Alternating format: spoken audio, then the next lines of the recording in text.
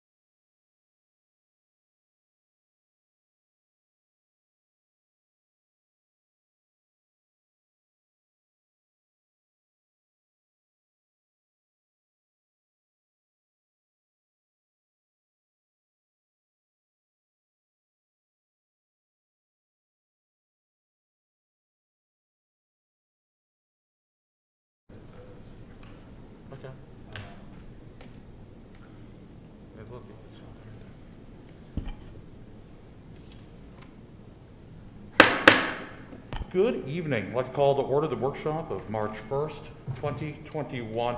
First on the agenda, we have a presentation tonight from Chrissy Adamowitz from the Natural Resource Council of Maine, talking about extending producer responsibility for packaging bills.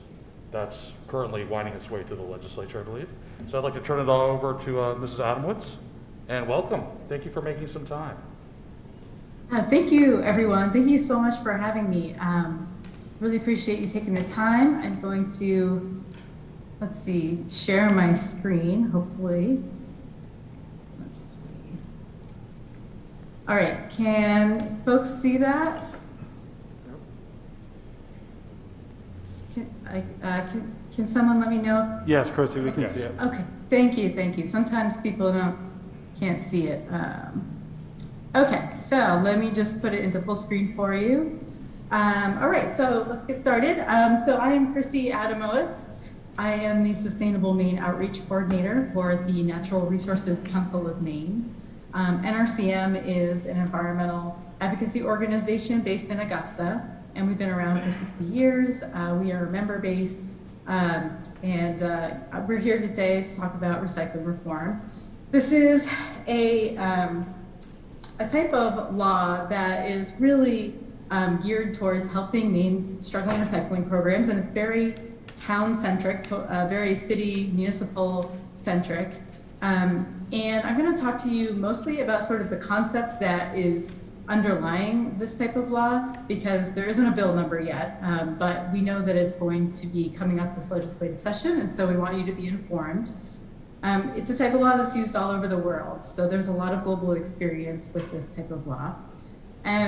This presentation is about 15 minutes, and I'm going to start by just doing a quick overview of the sources of Maine's recycling challenges. Then I'm going to introduce the law, which is formally known as Extended Producer Responsibility for Packaging. That's a little bit jargony, so that's why NRCM calls it recycling reform. And you can find out all about recycling reform at our website, www.recyclingreform.org. But just know that those terms are a little bit interchangeable. And then I also want to introduce to you what other towns are doing to show their support, because again, it's really expected to be very good for towns and recycling, and a lot of towns are showing their support. So I want to show you what they're doing. I just wanted to sort of start off by sharing this factoid. Most of our waste is packaging, and that's about 40% of our municipal solid waste is packaging. The other 30% are organics and other, but I wanted to point this out because really what's in our recycling bins is packaging. And when I was first learning about EPR for packaging, I was like, well, what is packaging? You know, that seemed really vague, and it's really synonymous with recycling, sort of household recycling, stuff that our townspeople are putting in their blue bins and trying to get recycled. So you'll see those words in this presentation, and they're a little bit synonymous. So the reason we need to relook at the way we do recycling and implement a policy is that global recycling systems have fundamentally changed. Many of you probably were aware around 2017, 2018, there was really big disruptions in our global recycling markets. And that happened because China, who was a major importer of the world's recycling, said, you know what, we don't want to do this anymore, because they didn't really have the infrastructure to manage those recyclables safely and effectively. So they were a big market that closed their doors, and a lot of other countries in Asia were doing the same. And that's what really sent ripple effects through the global recycling markets. That program is called China National Sword. It's still in effect today, and it's not changing. So things have really fundamentally changed. And now we're living with the pandemic, and you know that has really put a big strain on municipal budgets as well. So you've got these two things happening multiple years in a row that have really sent the signal to people in the recycling industry that here in the United States we need to start looking at policies to actually coordinate recycling and make sure that it's effective. Maine's municipal solid waste recycling rates have been falling for a while, and there's no sign that they're turning around.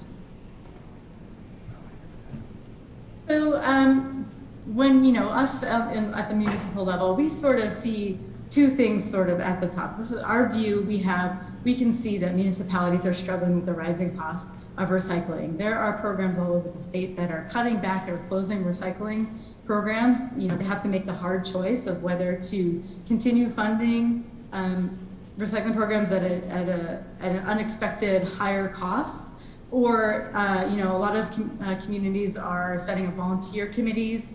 There are a lot of those around the state, but what we see from those is that they really need help. There's not a lot that they can do. Education alone doesn't really fix the problem, because the problems are really starting upstream. And what we don't really see at the municipal level and as consumers is that producers aren't stakeholders in the recycling game.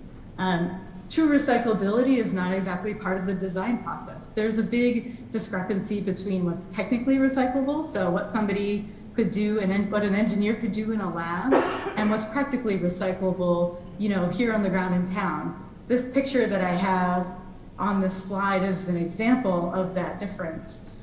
This is something that I bought over the summer. I bought a potted plant at a garden center, and I noticed on the tag, it's a plastic tag, it says "Go Green." This tag is 100% recyclable. Please place it in your home recycling bin to dispose.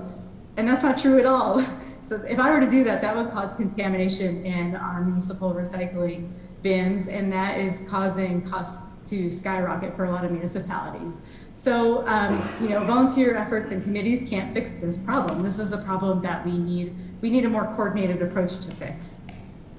And this type of tag causes consumer confusion, so that, think of all the packaging that's in our stores and at Walmart or at Hannaford or at Shaw's. Think of the thousands of packages that are out there that may or may not have accurate information on them about how to recycle it. So it's really difficult for us to do the right thing and be responsible and recycle right. And then ultimately, what a lot of municipalities don't like is that the taxpayers have to fund the programs for recycling, but they can't fix it. Education alone can't fix it, but we're still paying for it. So that's very frustrating for municipalities, and but it doesn't have to be that way, and that's what this is about. So, extended producer responsibility, what is it? It's a type of product stewardship law that requires product manufacturers to share in the responsibility of the safe collection and recycling or disposal of their products and packaging. We have quite a few extended product stewardship laws in Maine. We have the bottle bill is an example of one. Mercury thermostat recycling is one. Paint care is another example. So product stewardship is sort of an umbrella term, and not all laws are alike. So this law isn't going to be just like the bottle bill. It's not going to be just like the Mercury thermostat recycling program. But it's sort of in that family of recycling stewardship type of laws. And this is sort of how it works. This is a very basic graphic about how these types of laws work, but this really gets to the gist of it. So brands, in order to sell or introduce their packaging or their packaged products into the state of Maine, would have to pay a very small fee, fractions of a penny, based on the types of packaging that they introduce. And those fees would be based on recyclability. So right away, you're getting at the problem by incentivizing the recyclability of the packaging. Those fees would go to a producer responsibility organization, and they're sort of the coordinating body that we don't have right now. They're sort of the missing middleman. We really need all of our towns to have a coordinated effort. We need consistent communication about recycling, but we don't have any of that. What you can recycle in Auburn is different from what I can recycle over here in Brunswick. That organization distributes those fees to municipalities to compensate them for managing the waste on behalf of the brands. The brands are introducing the packaging, and municipalities are really offering a major service to dispose of that packaging responsibly. So it sort of changes the sort of a fresh look at how we should manage recycling. and sort of gives municipalities credit for the service that they're offering. And what's important for us to acknowledge too is that that would create a steady funding stream for the important things that we need to do in order to make recycling the most effective, the best that it can be. So it would create a consistent funding stream for operations and infrastructure. So just keeping the lights on or hiring employees, maybe you wanted to create some more jobs out of a program like this. And so you'd have the consistent funding to do that. Much needed public education, the money to go to that. So, our volunteer recycling committees could have the funds to put education out. And also increasing access. And that means not just geographic access, so maybe offering curbside service to neighborhoods that didn't have it before, but also creating access to recycling of more material types. So my town, for example, had to cut glass recycling because of cost. And, perhaps if we had this program, we could pick up glass again. A lot of other communities have had to cut classes 3 through 7. That's another example.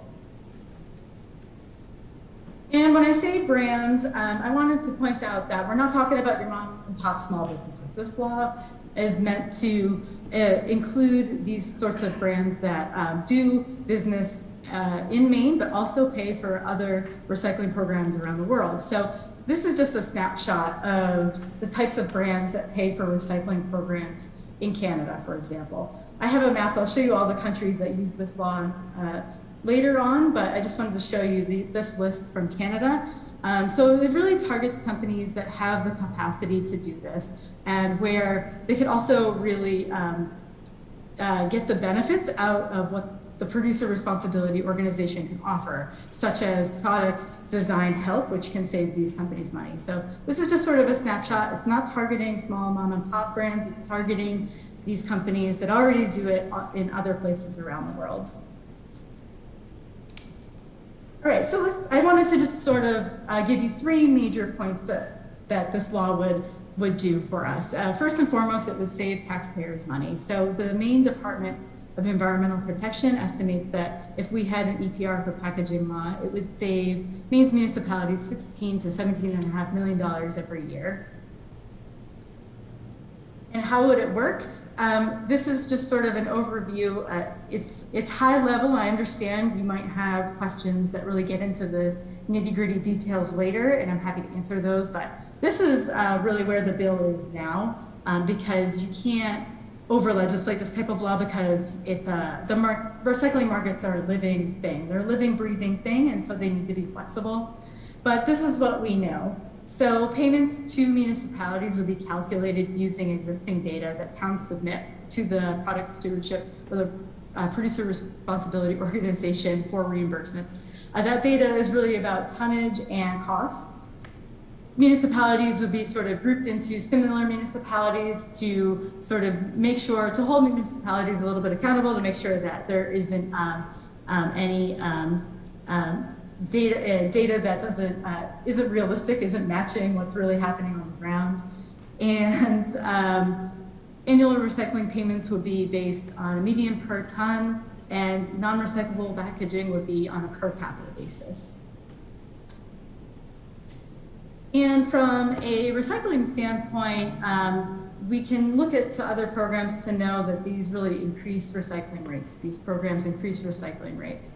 And they do this because, again, all of a sudden recycling will be more coordinated across the state. So you can, as a state, we can incentivize packaging made with recyclable materials. So that's really important. First and foremost, we need packaging that's recyclable in the first place to come into Maine's communities. Again, we can increase the recycling of more material types. So, maybe increasing just from numbers 1 and 2 plastic to numbers 1 through 7. That will increase recycling rates. We can foster recycling system infrastructure improvements. So perhaps more recycling bins in our downtown locations where more people are eating out or something like that.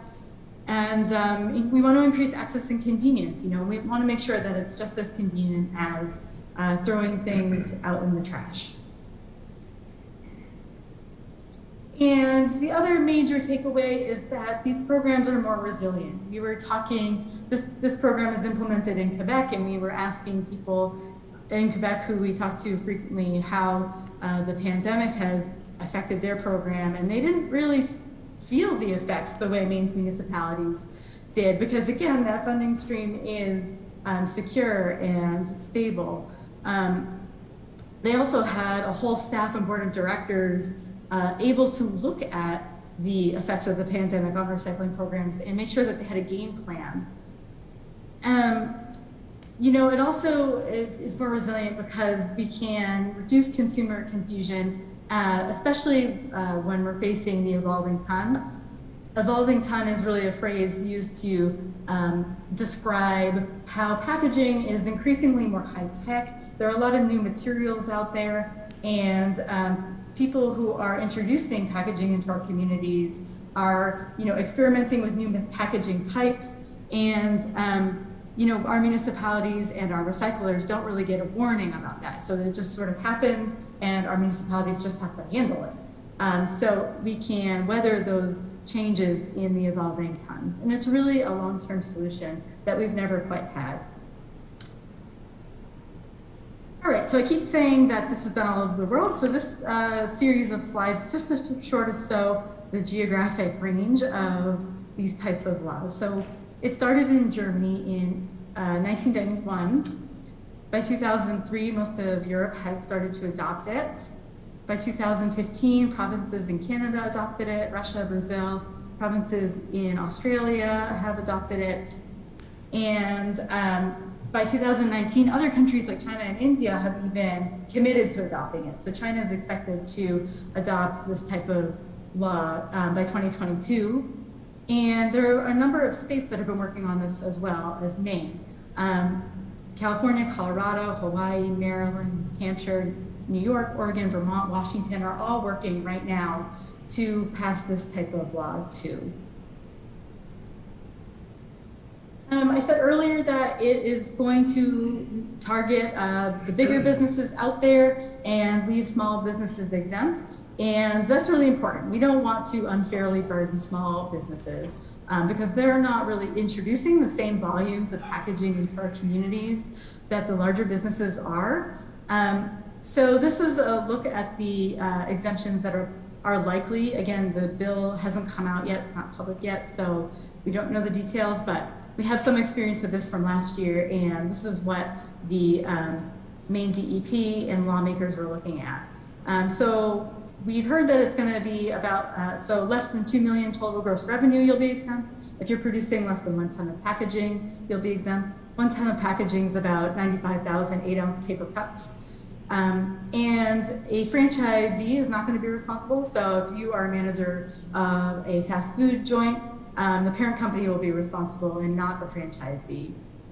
And in British Columbia, for example, the wealthiest 5% of businesses fund 80% of their program. So again, these laws are really designed to involve the businesses that are already used to doing this in other places, they have experience, and they have the funds to do it. So I know probably all of you are wondering about consumer prices because that's always the very first question I get. So we want to answer this question, and we've done a lot of research to try to answer this question. And the experts we've talked to have said to us that there isn't evidence that consumer prices are raised and that the costs are passed on to consumers. And that they tell us that price is complex, that geography, local economies, consumer behavior, and price sensitivity are more important in determining price than EPR for packaging laws alone. And you can kind of see for yourself when you look at the different provinces in Canada, you know, the prices don't correlate to EPR for packaging laws. They actually correlate more to geography.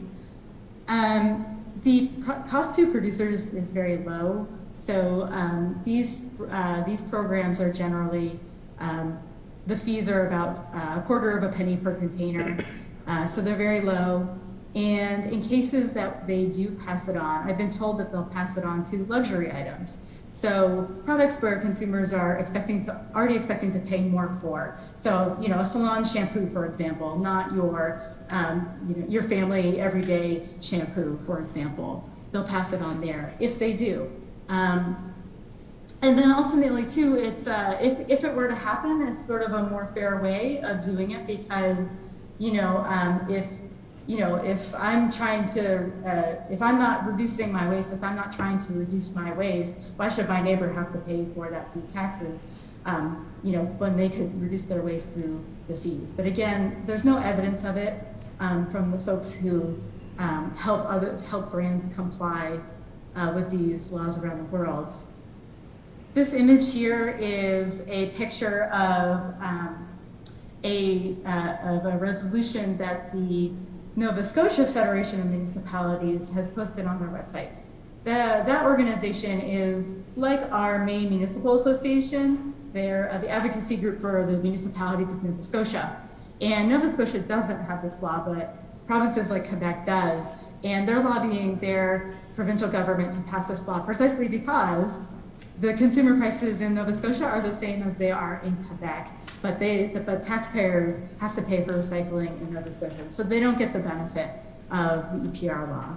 So we are not too concerned because we don't have the evidence of consumer prices going up from this. Chrissy, just to jump in real quick, we might Yes. need to, just because of time, we might need to maybe open up for some questions or at least give you a minute to go through any last minute slides that you might need to show.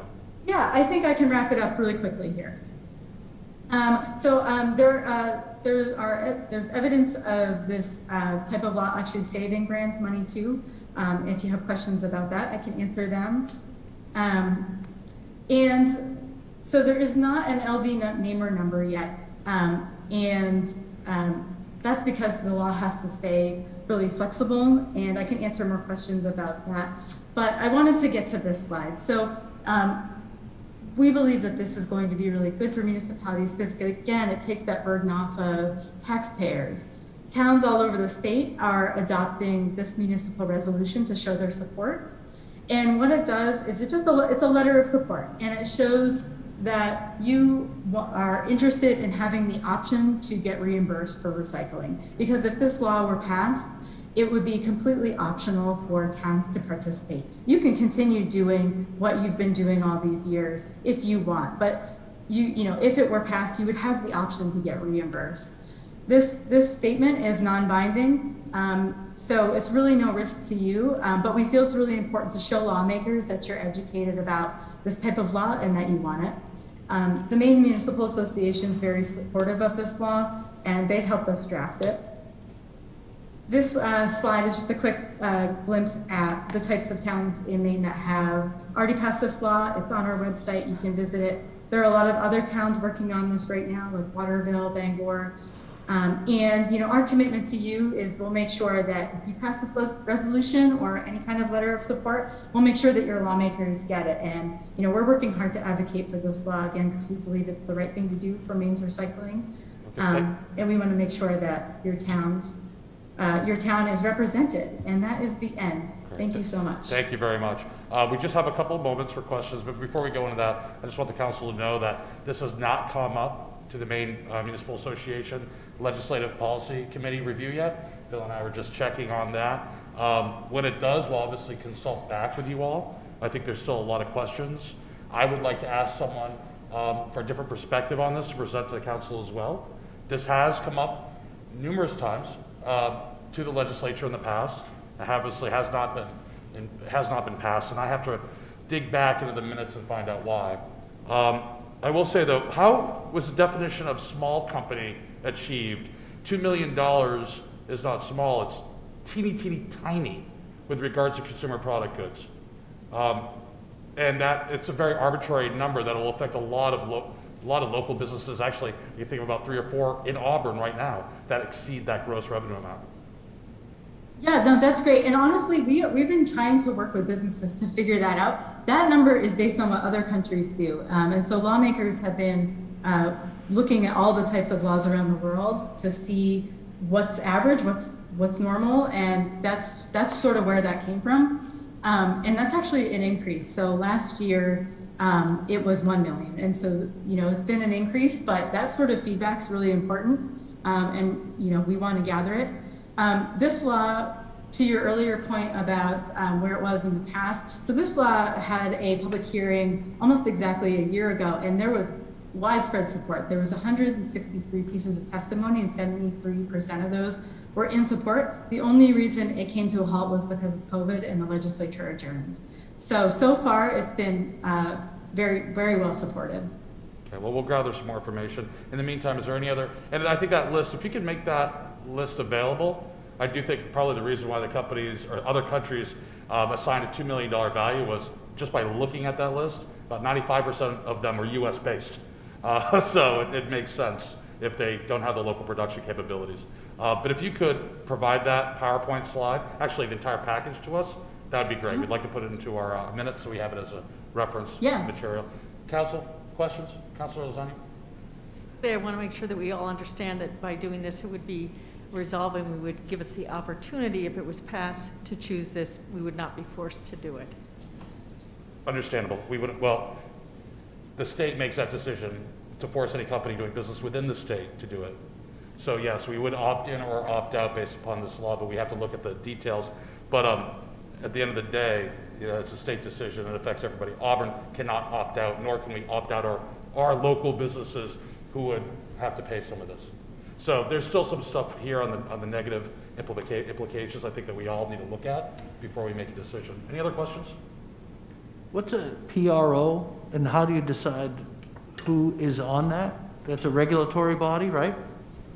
It's a producer responsibility organization, and a big part of the law sets that up. It sort of is a call for proposals for that. So that's sort of the trick with it, is because the law has to set that up first. That PRO would then, it's basically an organization whose job it is to coordinate recycling. And because recycling is a living thing, they would have that staff to kind of look at the markets and make sure that it fits for Maine, basically. So we don't know who it is yet? No. So the law needs to set that up. It basically needs to say, we want a PRO to come forward, and it's really more of like a call for proposals. Okay, thank you. Are there any further questions from the council? If not, thank you very much for your time. I know there's a lot of work going in. This is an important topic, so we appreciate it. Thank you so much. No, take care. Okay. Next on the agenda, we have secondary dwellings. Megan Norwood, i.e. Eric Cousins, will be presenting on this one today. So, Mayor and City Council. Megan and I are just trying to split up the night meetings, so I was covering everything tonight, and she has her work cut out for the rest of the week with the comp plan. well, hold on. 25 night meetings each is not enough? No, we're just trying to split them up. Okay. We had talked a little bit about this as part of the group of ordinance changes that the council's been reviewing. I wanted to take just an extra minute. We think this can really help accomplish the goal of creating some new opportunities for residences on lots that are large enough to accommodate a second unit on the property, but under the current zoning have traditionally been required to have that second unit in the same building. Most of our residential zones allow for two-family dwellings as long as they have the minimum lot size that the district that they're located in requires for a second unit. Most of the residential zones would require double the minimum lot size. Some of our more urban zones that are encouraging multifamily and two-family dwellings don't require double the minimum lot size, but they do require some additional lot size for a second unit over what's required for a single-family home. This proposed change would continue to allow for second units where they're currently allowed today, but it would allow for them to be located in two separate buildings on a single parcel, whereas today they're required to be in a single building. Have some really simple graphics just to show the difference. Right now, this is a rural residential example. Right now, the lot has at least the minimum required for frontage for a single-family house lot, not enough for a second house lot, not enough to split the lot, and it has the double the minimum acreage. So it has over 2 acres of land area where you have to have 1 acre to create a new house lot. Right now, you could add the addition somehow attached to the existing building and add a second dwelling unit to the lot. You'll notice some of these around town where you see sort of an odd walkway, covered walkway, or a long extended breezeway connecting 2 dwellings, and it was really somebody that wanted to have a separate living space on their property, but our ordinance required that they be connected as a single structure. If this is proposed, if this is approved as proposed, it would not change where you can have a second dwelling unit. It would purely allow you to site it in an attached building or in a separate building. Some in-law situations would be more appealing to the families to have their own separate building space. Sometimes rentals, I think, could be more valuable if they're positioned more as a single-family home, and it's a way to utilize the existing lot area for a second separate dwelling unit. Welcome any feedback from the council. We'll be getting a recommendation from the planning board on this one, and we'll be back for, if the council's interested in pursuing it, we'll be back for a first reading and a public hearing at later meetings.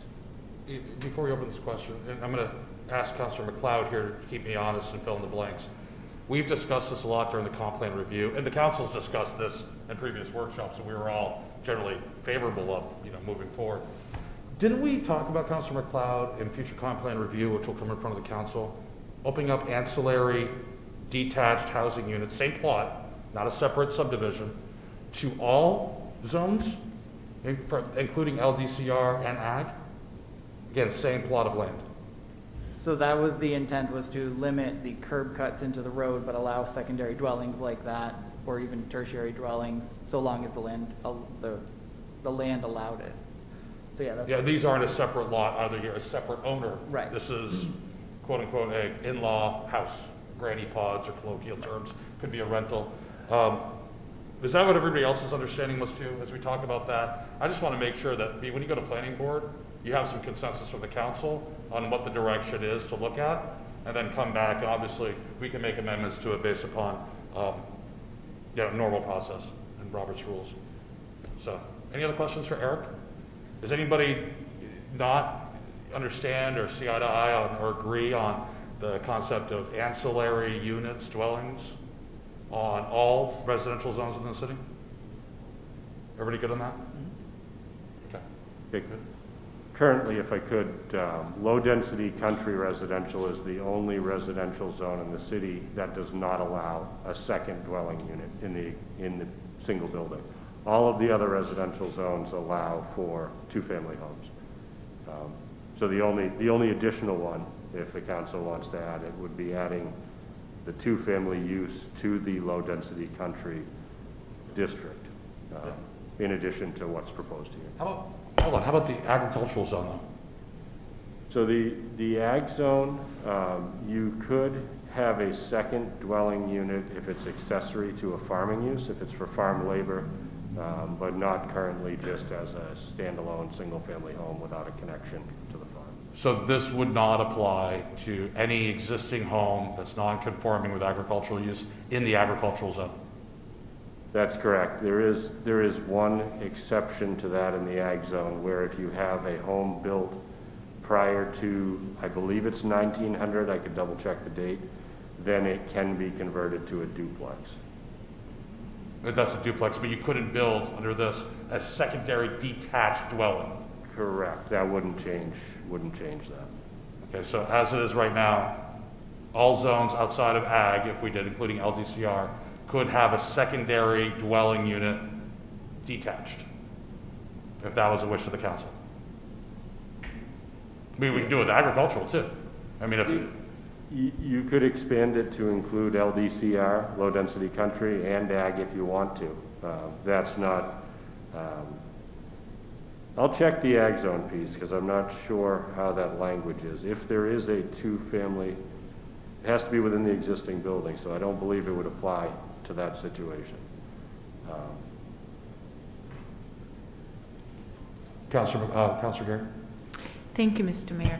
So if the council supports doing buildings like this, is there any way that that piece of land, say like I own it, my in-laws get the second place, something happens to the in-laws, I decide I want to move out of state and I want to sell my property, can that be divided into two and sold as two different lots? Not unless you have the frontage that's required to split the lot, in which case you could already split the lot and create 2 units if you did have the frontage and the lot size to do that. This really applies to lots that have enough minimum lot size to accommodate 2 dwelling units, but generally it would be the frontage that they're lacking to actually split it into 2 parcels. Thank you. Councilor McLeod? When this goes to the planning board, I just wanted to make sure that those 2 dwellings would not have separate driveways, that I would be intent on having a single driveway to share between them, since the frontage would be the limiting factor. Yeah, I'll echo that too, because all the conversations we've had at the comp plan review committee right now, changing and adjusting minimal road frontages, one of the key points of all that was maintaining singular curb cuts within the main road. And I mean, that could be a singular curb cut coming out 5 feet into your property and then branching off into 2 separate driveways. But that is the key in order to keep a rural characteristic. Councilor McLeod, I think, is right on. I think that, if we're going to do this, and I'd recommend, because that's what we're going to recommend, frankly, we can mark this off our list in about 2 months for this to happen, as long as it's conforming with what we're going to be presenting, or we're planning on presenting ahead of time, i.e. singular curb cuts. So just to follow up with what Councilor Gary asked, so if the people wanted to move away, they have to sell a piece of land with 2 houses on it? Yeah. Yeah. Yes. Okay. Is there general consensus you'd like to see a version that requires, when you're creating the secondary dwelling, that they would share a driveway? Sorry about this. Eric, maybe at the planning level, you could talk about whether or not there's an opportunity to at least go before the planning board. There might be some circumstances where you may need to have that separate driveway because of the property. But even as long as there's a way to go back before the planning board for an approval, it would probably be beneficial. Special exemption approval. Yeah. There's a lot of benefits here, other than just the homeowner being able to have their in-laws living on the property. We've had a good handful that I know of people request this just recently, and what this does do is it helps free up inventory within town for new homeowners and others to come in. So it definitely will help with our capacity and demand, supply. So there's a lot of benefits here, and I'm glad staff's really pushed us through and brought this over the last year to our attention. Thank you. So is there any other further questions on this? I just have one more statement to piggyback off what you just said. There's already homes on these lots, so we're already providing city services to these people's homes already, so it'd be minimal service impact to go to these homes to have a secondary dwelling.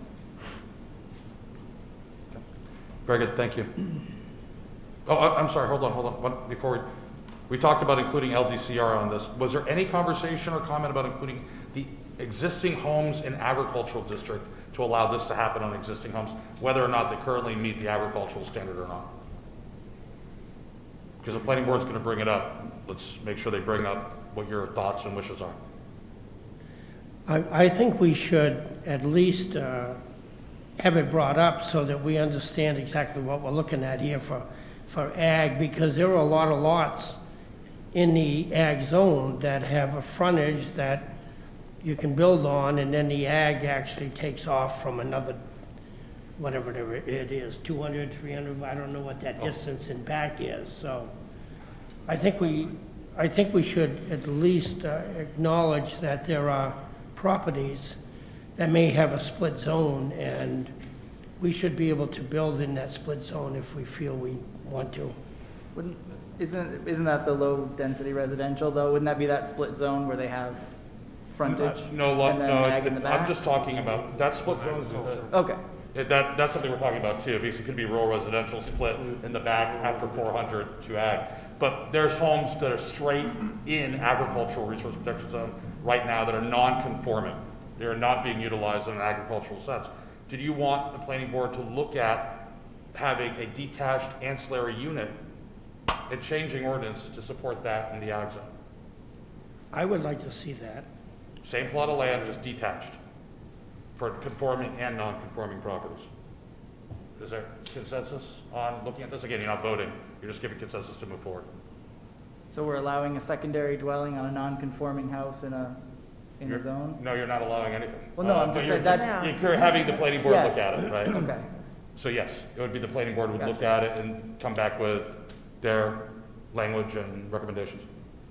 Yeah, there's a lot of people that live on a very small piece of land. It might only be 2.5 acres that could do that, especially with a mother-in-law or a father-in-law or something. You may not want to add that to your house itself, but build a small house if you've got enough road frontage. I guess most of this is based on having enough road frontage Or lot size, acreage. or lot yeah. size. Yep. Okay, so if there's no opposition to that, then I think, Eric, at least have planning board look at that. Final decisions will be made when the ordinances are presented to the council. All right, thank you. Very good, thank you.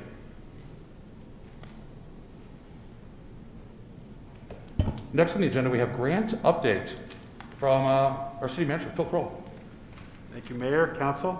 I also have Rita Beaudry with me. If Rita, you can come up. Rita is our grant manager as well. She can certainly answer any questions you may have. Just to give you an update on where we are, if you recall the last budget, I think there was money that was allocated for a grant writer. We knew we needed to have that role, but through actually perfect timing to be able, during COVID, to actually transfer Rita from the police department into grants manager's position when that executive assistant position became vacant, was great timing for us with the amount of grants that we were going to receive, that we were applying for and receiving through COVID. So as an update on where we are currently, let me give you some totals of what we have received. So to date, during this time frame, we received $1,293,781 in grant funds. And this is going back to starting, I believe the earliest was probably March of 2020 when the first grant probably became available. Actually, no, I think it actually went back to January of 2020. And so let me just break it down into some chunks for you that Rita provided. First would be the Keep Maine Healthy grant. Excuse me, that grant came in 3 phases. We had, Rita, can you walk through that?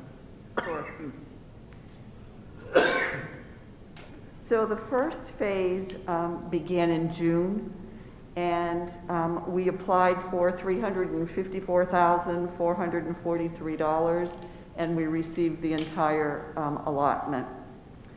The second phase came August 1st, and that was going to be through September 30th. That was $133,504.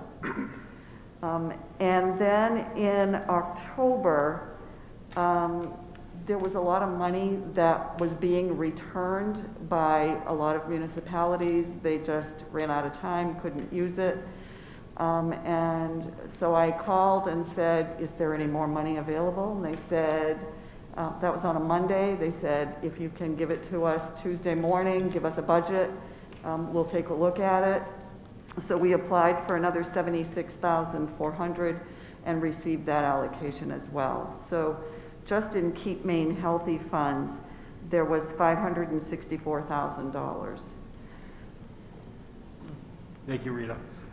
So those funds expired December 11th of 2020. Those funds have been used. We probably still have maybe a couple outstanding bringing things in, but for the most part, Rita, that's covered, correct? So we also received a small grant through Catholic Charities of Maine of $2,414. That was primarily for distribution of food, and those funds were expended through the work that was done at the PAL Center. And then we have the Maine Department of Education, and this is also for COVID relief funds. This was so that we could stand up a school program for students that wouldn't have been probably at home, which would allow parents through the hybrid model to go back to work and be able to provide a place for them to go where there was an ed tech to help them with their schoolwork, safe place for them to be at throughout the day. We ran that out of 4 locations, Rita. So we have the Hasty Gym, which was the largest site that we had. We had the library, we had Family Development Center, and we also had some middle school students that were going to the YMCA to the youth services, community youth service program that was being run out of the Y. So those 4 locations were serviced. That was a total of $425,852. We did receive an extension, Reader, on that grant. Why don't you give an update on where we are currently? So, all but $102,000, $102,000 was used. And they had a deadline by the end of December.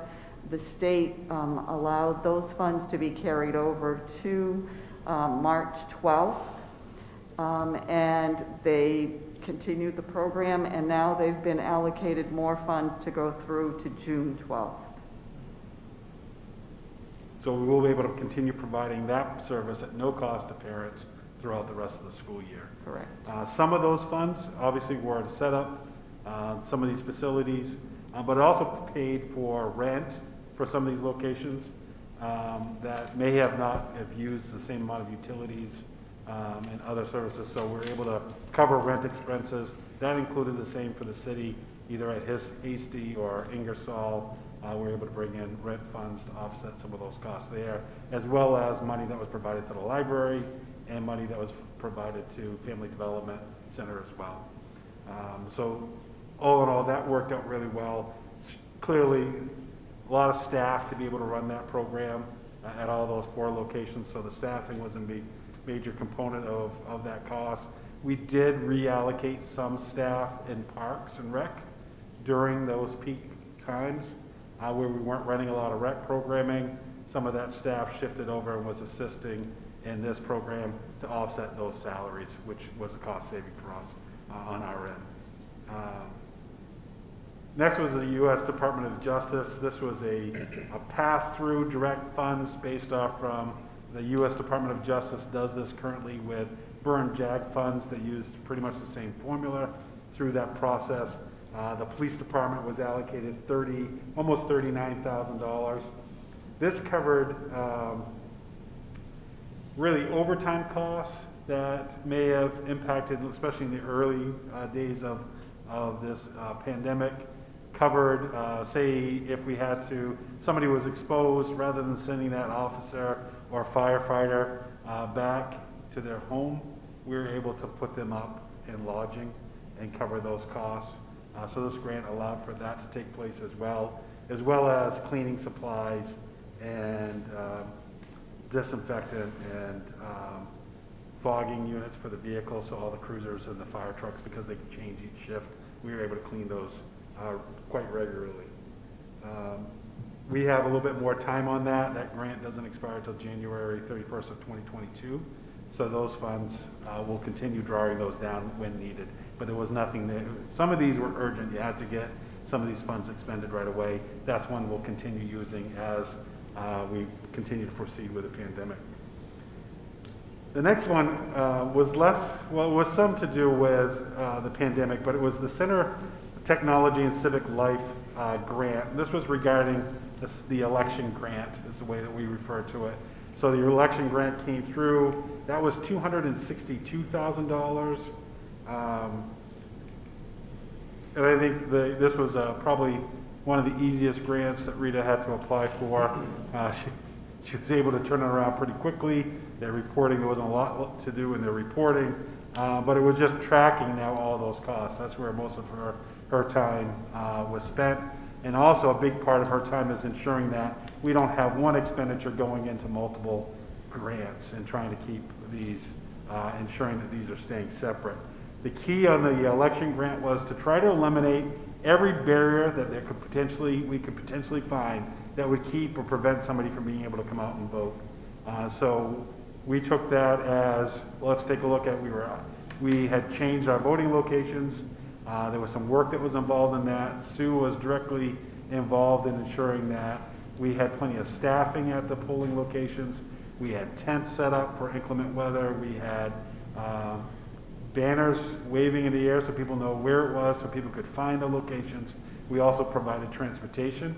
We were able to purchase an additional small bus to be able to make this happen. So we had both buses available and running for people who could call in and ask for a ride to the polls. At the same timing, our postage machine had died around the same time that this grant came in. So we were able to, because that wasn't anything we had budgeted, we were able to use these funds to go ahead and replace that machine, which we would have been in this year's budget if that hadn't happened. So that was obviously a great opportunity for us as well. And then a lot of the cleaning supplies and things that were necessary to make sure we had a safe election process. So that grant was a great timing for that. We were able to do a lot of things. Sue was able to kind of enhance her trailer for storage of all of these supplies. Everything that we were looking at was saying, how could we leverage these funds for multiple years, not just for this one event? And so that's been really the focus of the staff moving forward. The last grant bucket, I guess you could say, is FEMA. So when you have a declared emergency, there is a process where you could go and draw down funds for FEMA. If you go back to 9/11, there was certainly funds that we drew down back then. And then since then, it's really been mostly storm events. That's usually when you draw FEMA money down. So we didn't have a lot of staff that were very familiar with this process. Rita has really worked hard with FEMA. We now have a designated coordinator with FEMA, and she's been working with, currently we're working with, we're doing it by a department. So currently fire department is in the process, Rita's in the process of drawing down funds for that. It's really about backfilling positions. If the one position is being used, like say the deputy fire chief who's been used greatly throughout this COVID, any backfilling that's been done. So if a battalion chief has been picking up a lot of his duties, then that battalion chief we can be reimbursed for the battalion chief. I'm sure there's some things I'm missing, but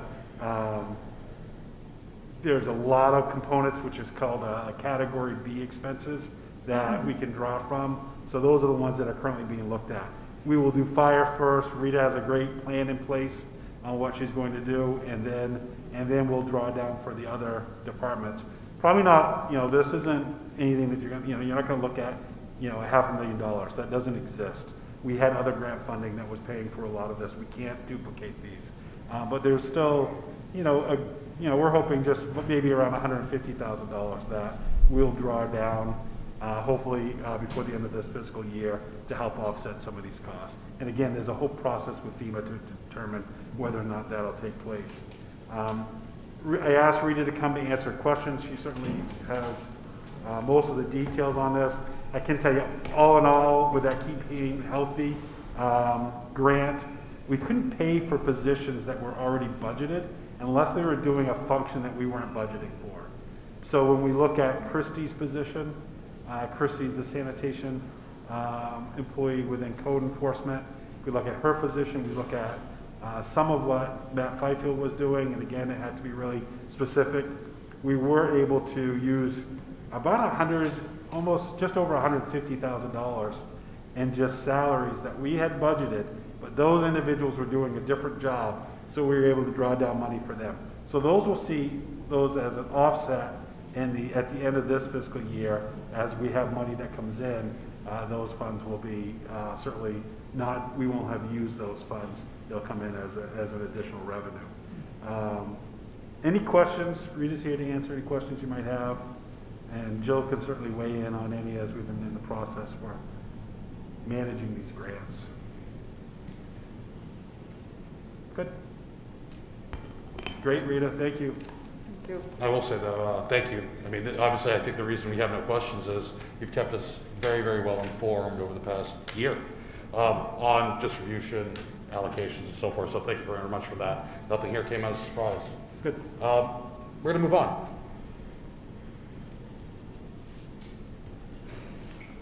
Last item on the workshop. Last item on the workshop tonight is this, the city spirit equity statement. We have Fatuma Singh. Hi, Fatuma. You can come on up if you could, please. Of Immigrant Resource Center of Maine, and Laura Liguri. Sorry, my Italian's horrible, so I might have pronounced it wrong. She should be joining us via Zoom. Brian just went up back. Oh, very good. And Laura from Mindbridge presenting tonight. So we'll turn it over to Fatuma and Laura. Good evening. Good seeing you again. Thank you, thank you. I'm actually going to introduce myself and then turn it over to Laura. My name is Fatuma Hussein. I am an Auburn resident. And Laura, to you, we only have 15 minutes. Okay. Well, I'll be brief. So my name's Laura Liguri. I'm the executive director of Mindbridge and have been working closely with the City Spirit Council in the development of a City of Auburn equity statement. So just like our previous presenter, I'm just going to go ahead and share my screen. It's a really short presentation so that we can kind of all get on the same page about the practice and process of what took place. And then I'm going to turn the mic back over to Fatuma, as well as the other 3 or 4 city council members that are joining us today if they'd like to add anything to my presentation. So with that, I will share my screen. We should see the happy brain image in the background. And then start that. All right. Yay, City Spirit, the City of Auburn equity statement. This has been quite a process that I'm really excited to share with you about. But before I can really dive into the statement, it's worthwhile for me to just introduce City Spirit, who this is, where it came from, and why it matters in this whole process. So as you probably saw within your booklet for today, City Spirit actually started some time ago. It's actually a few years old at this point and started as a vision by community leaders, elected officials, nonprofit organizations, educators, and beyond, really for the idea of how can we identify these pressing community concerns and challenges, and then collectively and collaboratively be able to develop the solutions for them. So how can we as a community come together with all of our different aspects and dimensions and then do this work together? And so then this had started a couple years ago, and then at the beginning of 2020, it was reignited again. Of course, we couldn't quite tell at that point that we were on the precipice of going into COVID-19. But in a way, City Spirit work started at the beginning of 2020 to discuss equity work within the city of Auburn. But then, of course, with the onset of COVID-19, we saw the extraordinary economic disparities that were present, the way in which COVID-19 hit so many families, and disproportionately so for Black and Brown communities. So in a way, City Spirit was just perfectly poised to kind of take on these topics related to equity. So the timing couldn't have been better. And so quite a process went into developing its membership. And membership, there was a whole stakeholder process that unfolded over a couple of months to really be able to establish who are the different stakeholders in the city of Auburn, and let's make sure that all of their voices are present. And so to date, City Spirit membership is quite broad. Bobby Avery, Tracy Blaisdell, Mayor Kerr, Laura Condit, Phil Crowell, Dennis Diotil, Virginia Diorani, who's with us today, Peter Elias, who's with us today, Joel Furrow, Aaron Guay, Aisha Hall, Fatuma, Jody Haishida, Mariah Kerouac, a student at Auburn High School, your own town councilor Holly Lasagna, Michelle McClellan, superintendent in Auburn, Chief Moen here today with us, Abdikadir Nageye, Hillary North Elisante, Chief O'Malley, Megan Parks, Joseph Philippon, Catherine Ryder, Sheila Sickens, Kristen Walker, and Brian Wood and Sean Yardley. So quite an array of individuals from Lewiston and Auburn communities coming together for this work. And of course, creating an equity statement is something that I think is sort of easier said than done. It seems like it might be easy work to create it's a statement, right? But there's quite a lot that goes into it. In fact, an equity statement represents our collective values. If someone were to ask me what an equity statement is, it's our collective values, our aspirations, our vision for creating an even more welcoming city of Auburn.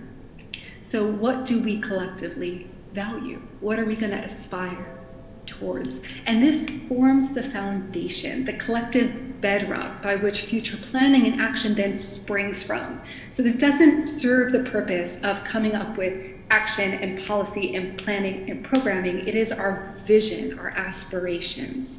And in a way, it serves as a North Star for future work.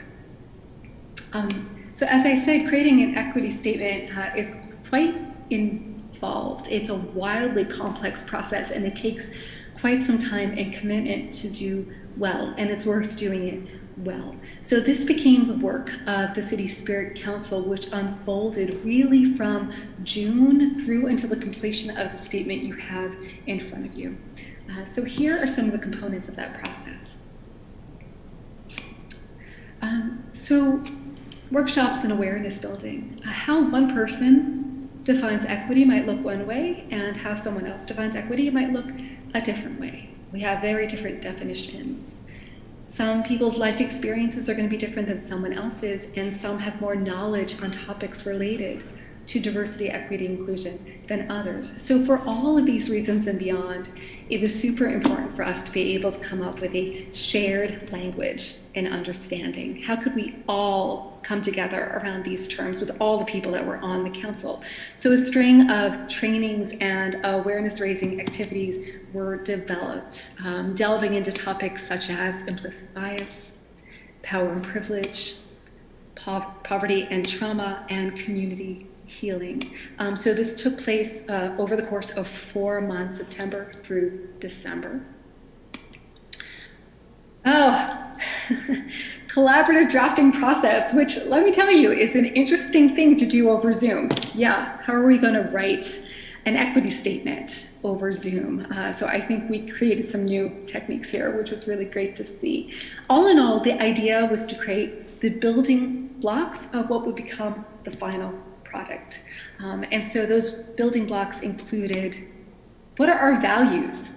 What do we value as the City of Auburn? What are our values? How are we going to define equity? Let's come up with a collective definition. And then let's come up with the components that we feel are important for an equity statement. After all of this was come together, then at MindBridge, we synthesized these components together and brought them to the public for feedback through a series of models. So while the council has a lot of members, we wanted to make sure that we really reached out to citizens in the city of Auburn. And normally, in normal times, this would be sort of a street team, but it's COVID. And so we had to focus a little bit more on online modalities. So this meant producing a really robust website and social media presence. So we made sure that we were kind of all over the place. There was a series of community conversations and storytelling that took place collaboratively with a collective known as The Corner. So there's been a lot of story sharing by both Auburn and Lewiston residents around topics related to equity. And then there was 2 focus groups where people got to give feedback on the statement itself.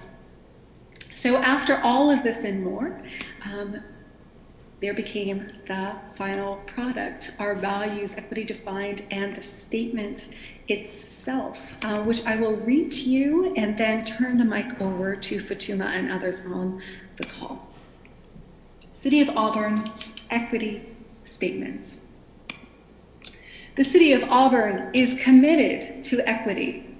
Through intentional, continuous reflection and action, the city and our community systems, including education, employment, healthcare, housing, law enforcement, business, and beyond are dedicated to addressing and dismantling systems of inequity while working together to build resilient and accessible communities where people of all cultures and identities can thrive.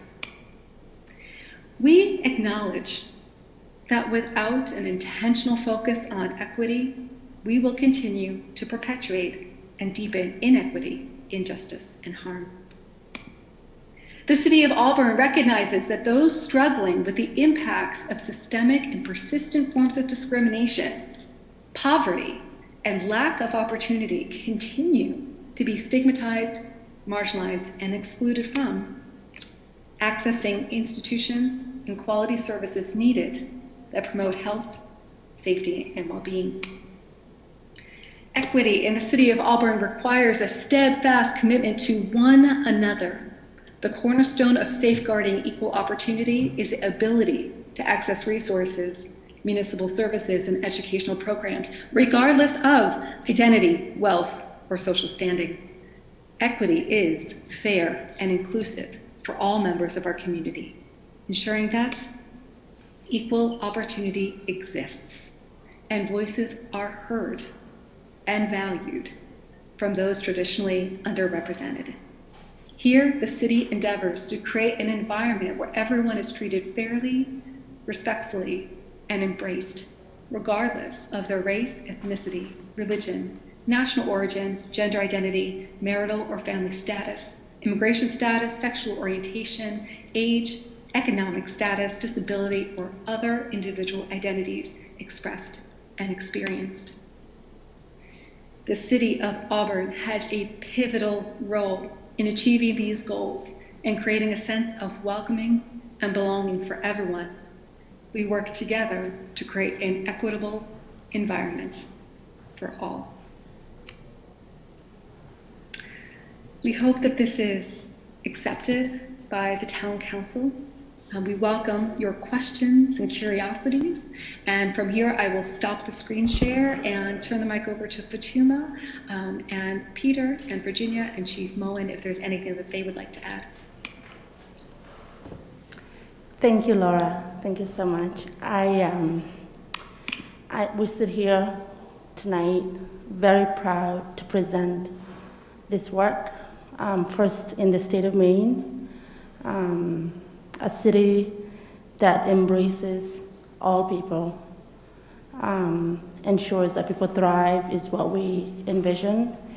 And I've lived in Auburn for almost 16 years, have raised 8 children in Auburn, and every day I'm proud. And so here I am in front of you as a City of Auburn resident to seek for support, answer questions that you have, and collectively pave this vision together. Thank you.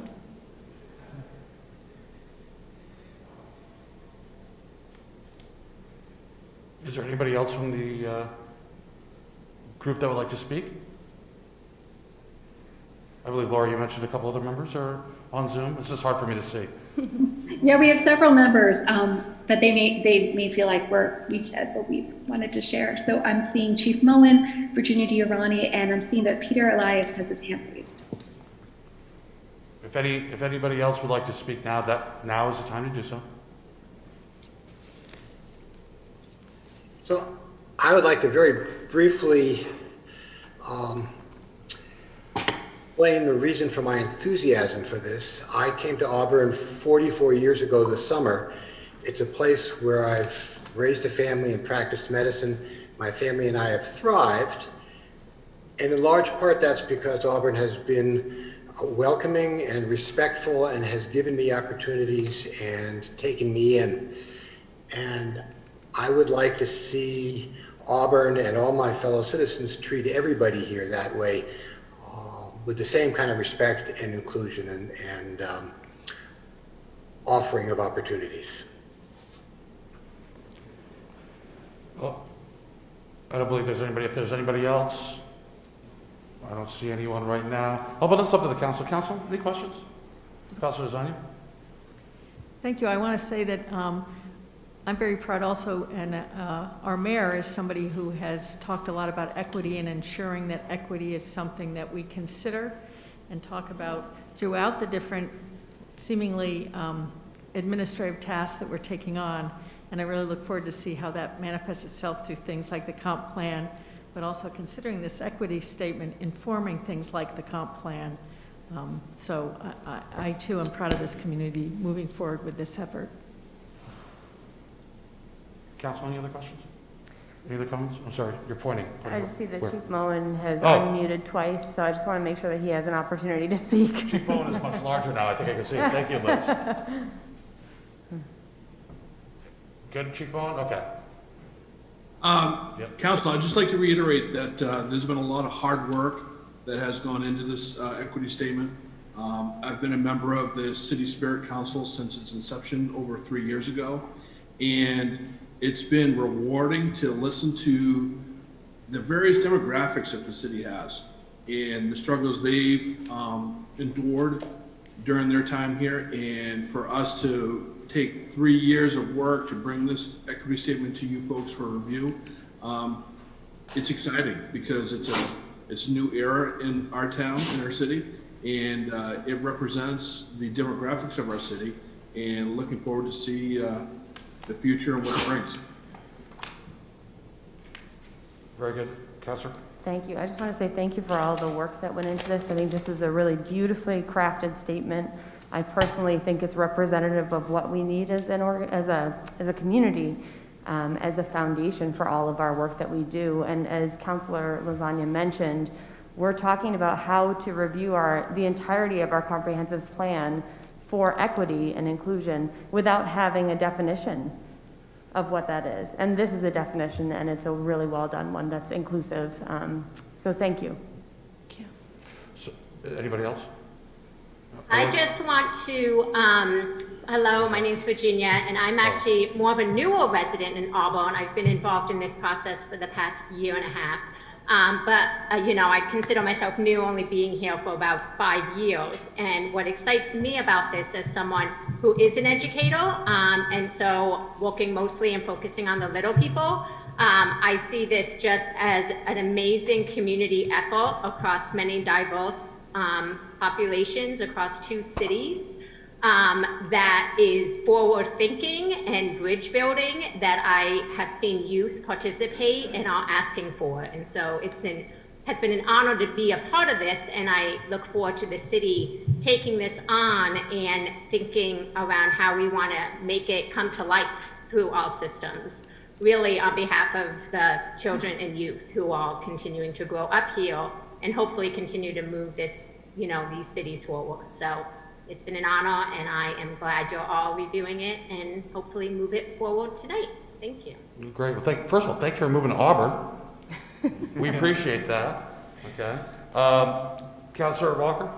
Yeah, I'd just like to say that I think we've been moving towards this for quite a few years. Going back,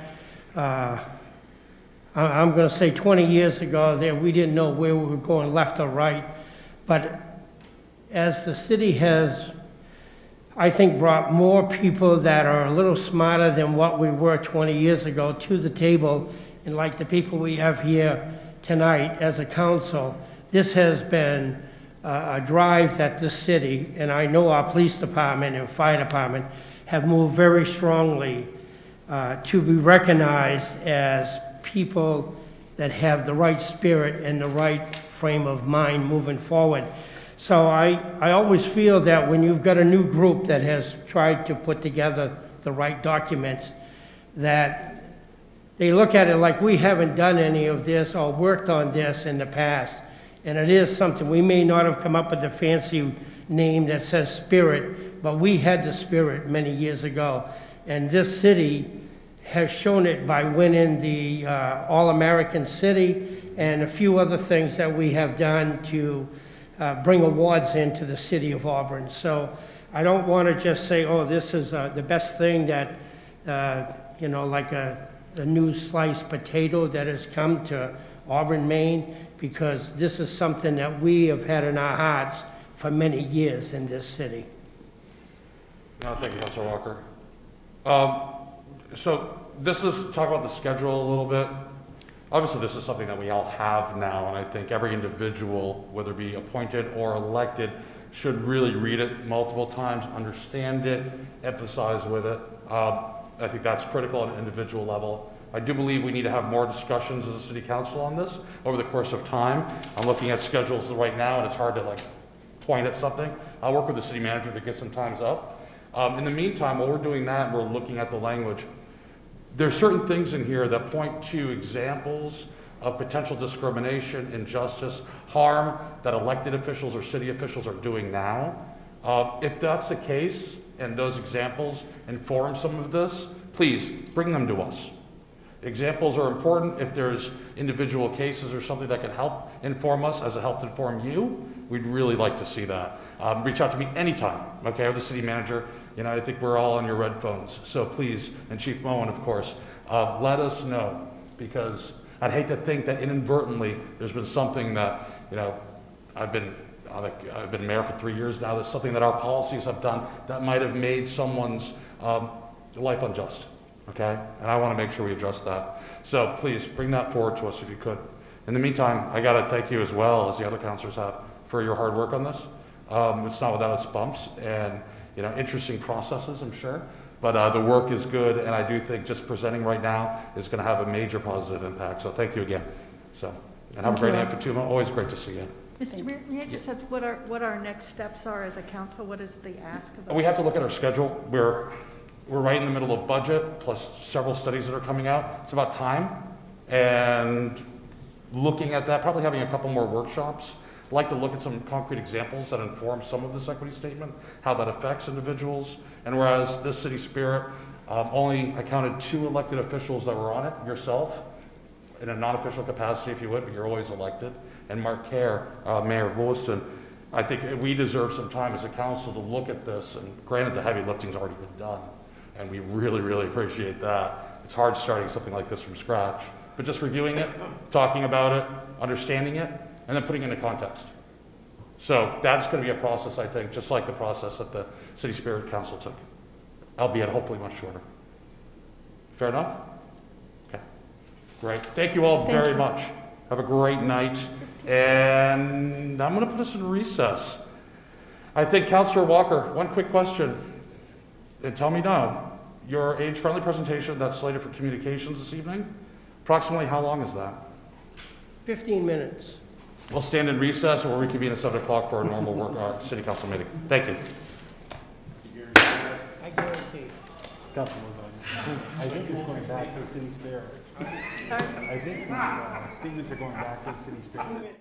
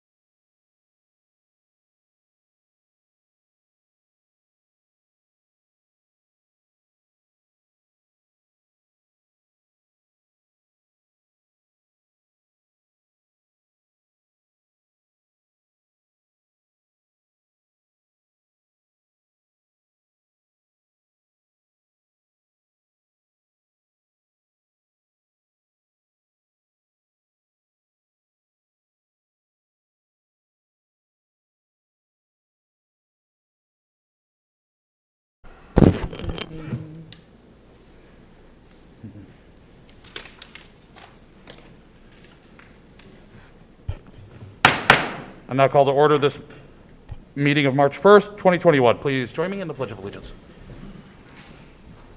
I pledge allegiance to the flag of the United States of America and to the republic for which it stands, one nation, under God, indivisible, with liberty and justice for all.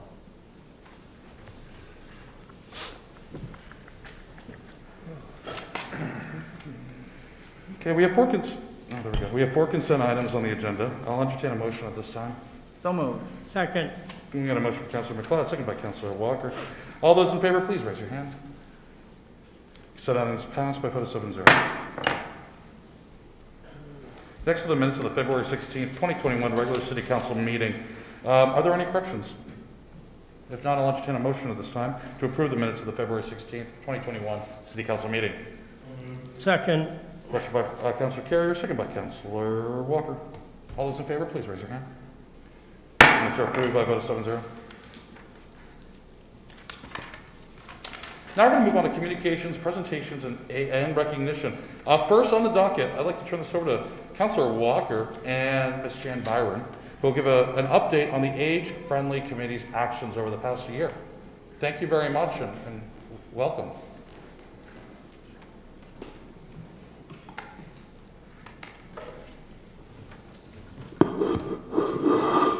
Squeeze it. We'll make a lot of noise so they'll know we're on the air, right? Perfect. Thank you, Mr. Mayor, Mr. Manager, and all councilors. I'm the chair of the Age-Friendly Group, and I'm very proud to be that chair picked by the members of our group. So I am not going to take up a lot of time because we've only got 15 minutes, but I'm the chair, Leroy Walker, and Jan Byron is our secretary. She is going to give us a report, and as all of you know, it hasn't been an easy year, especially with the COVID-19 stabbing us all in the backside. So we're going to let her get the report done. If there's any questions after, we'll be willing to answer. Good evening. First of all, I'd like to thank a couple of our members who have come here tonight. They are in the community room, Mamie Nye and Larry Pelletier. Hi. Thank you for coming. Good evening, Mayor Levesque, City Manager, Assistant City Manager, City Councilors, and City staff. Due to the COVID-19 pandemic, things had to change drastically with our age-friendly programs, but I am proud of what we as a team were able to accomplish. We found different ways to feed people in need and gave them something to look forward to in these lonely, separated times. It was quite a challenge. Beginning in August of 2019, before the pandemic, our group raised funds by hosting the beverage booth at the Balloon Festival, and we raised over $1,000 for the age-friendly program. We held a boxcar movie night for kids where the kids decorated boxes provided by International Paper to look like cars and showed a youth movie. It was enjoyed by all. Over 100 people participated. Some of the boxcars were taken home, and the remainder was donated to a daycare center, and they were very happy to have them. On November 2nd, 2019, the ribbon cutting was held, opening the newly renovated Auburn Senior Community Center in Pettingill Park. On November 24th, we held an in-person Thanksgiving dinner free of charge to anyone who wanted to attend. There were approximately 150 people in attendance, and about 20 meals were taken home to those who couldn't attend. Re-Energy Incorporated donated $500 to this event, and Mike Small of Small's Greenhouse on Summer Street in Auburn donated beautiful poinsettias valued at about $200 for people to take home for the holidays.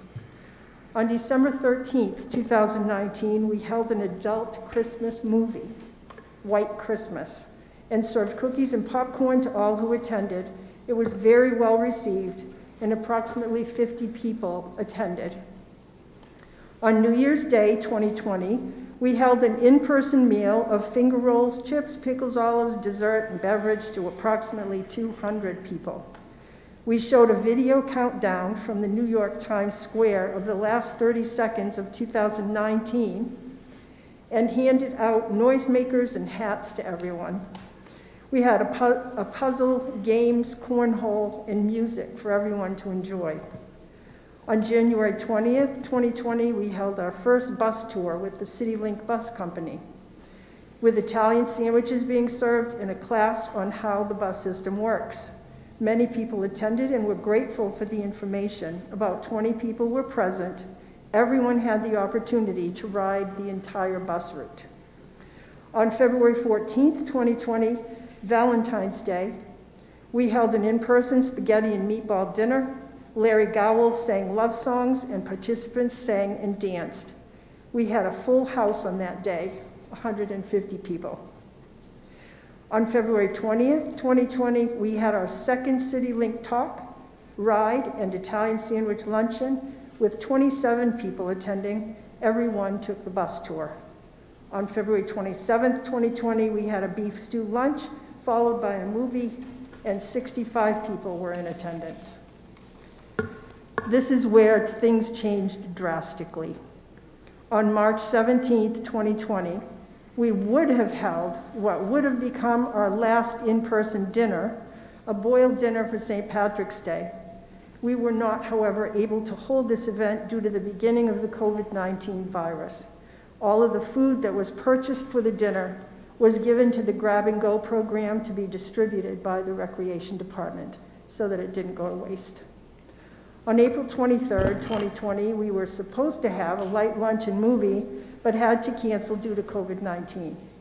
On May 14th, 2020, we had scheduled a Mother's Day lunch and movie with cake and popcorn, but had to cancel due to COVID-19. You're gonna hear that a lot. June 25th, 2020, we planned a Father's Day light lunch and movie with cake and popcorn, but had to cancel due to COVID-19. On July 23rd, 2020, we planned a fun day, lunch with hamburgers and corn on the cob, games like cornhole, board games, and more. This was canceled also due to COVID-19. On September 24th, 2020, a light lunch and movie with popcorn was scheduled, but canceled due to COVID-19. October 22nd, we planned a light lunch and movie with popcorn, also canceled due to COVID-19. We also had a bean supper on October 17th, serving 41 people beans, hot dogs, bread, dessert, and beverage. This was a stop and go meal, our first, where people picked up their food and took it home. On Halloween, the Halloween program took place, serving over 500 children with candy and music at Little Andy Park, hosted by the United New Auburn Association and the Age-Friendly Community Committee. On Thanksgiving Day, November 26th, 2020, we held a stop and go full Thanksgiving dinner for all who wanted or needed one. Over 250 people picked up a meal and took it home to enjoy. This free meal was sponsored by Resource Waste Services and Cure, owned by John Morrison. Over $600 in donations also came in. Finally, on December 30th, 2020, we hosted a combined Christmas and New Year's stop and go luncheon of finger rolls, chips, dessert, and beverage.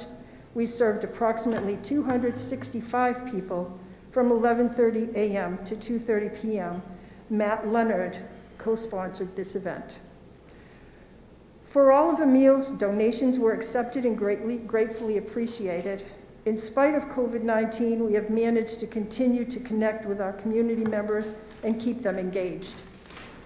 On February 14th of this year, Valentine's Day, we held another stop and go spaghetti and meatballs dinner.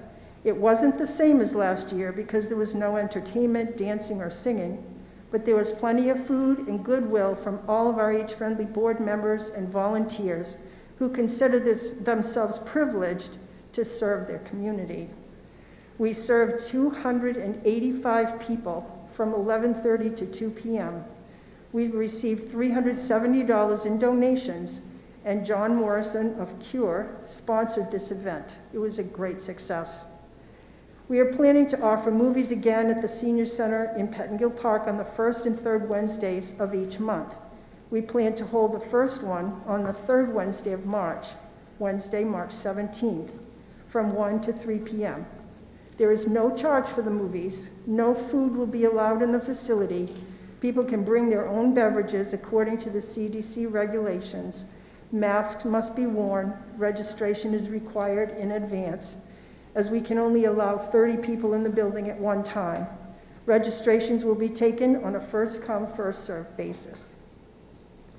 The Age-Friendly Community Committee wants to thank the Auburn Recreation Department and its staff for the great support to every one of our events. They have helped us make each one a great success. Considering the fact that we have only been in existence for 2 years, with a pandemic taking place halfway through, we have successfully united our community and provided many people who have food insecurity and socialization issues with what they needed. It has been quite a challenge, and we stepped up to that challenge. We've received many wonderful comments and thanks from almost every participant. We hope to continue for a long time to come with your support. Thank you very much. No, thank you very much. It's a great report. I think this is definitely going to be a case study of how other committees should report to us in the future. Thank you. Any questions right now? This is communications, but we didn't have enough time in workshop, so Councilor Zania? Thank you for your continued work through the pandemic. I think you're right about socialization for people. It's been really important, and you've paid attention. I also want to thank you for the building itself. You've worked very hard to create this space that has really become a community center in a lot of ways, to be able to accommodate meetings, voting, some of the youth programming during COVID. So I want to acknowledge that as well, and thank you for your work on that, both of you. Okay. Thank you all very much. Thank you. Thank you. Next time you talk about food so much, you need to bring some to me. You hungry? Oh, now I am. Thank you.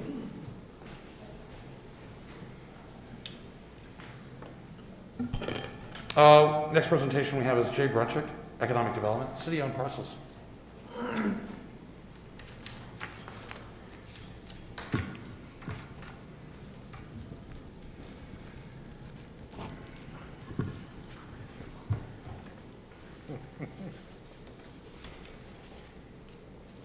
be right with you.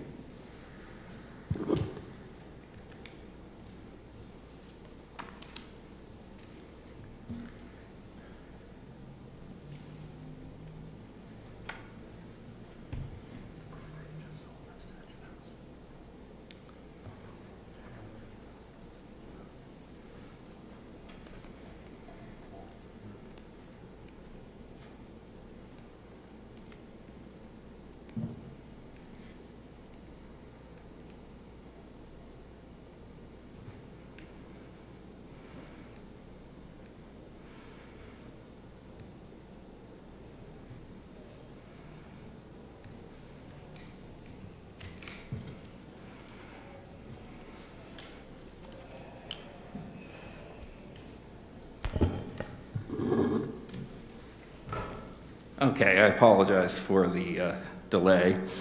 I'm here this evening to just give you an update and an outline of how we plan on marketing the city-owned properties that you gave approval to go ahead and see if we can sell.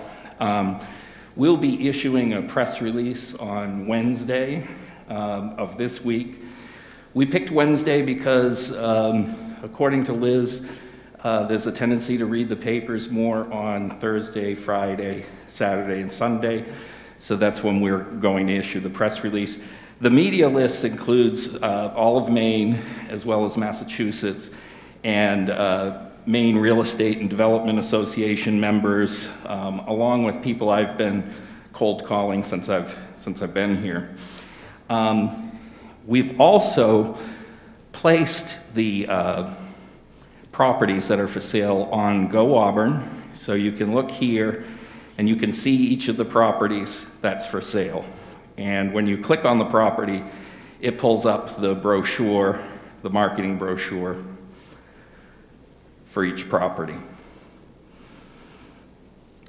You can also see the city-owned properties that are for sale if you go to the city website, go to city-owned properties, and here they are again, right here. And again, you can click on any one of the brochures. This one pulls up a map showing you where the property is, that it's next to Bonnie Park, and across the way is Smart Payne, Festival Plaza, City Hall, Gritty's, and then information about the property itself. It's also been posted onto the website that's mostly used here in New England. I'm sorry, let me back up. This is actually the Bolus company.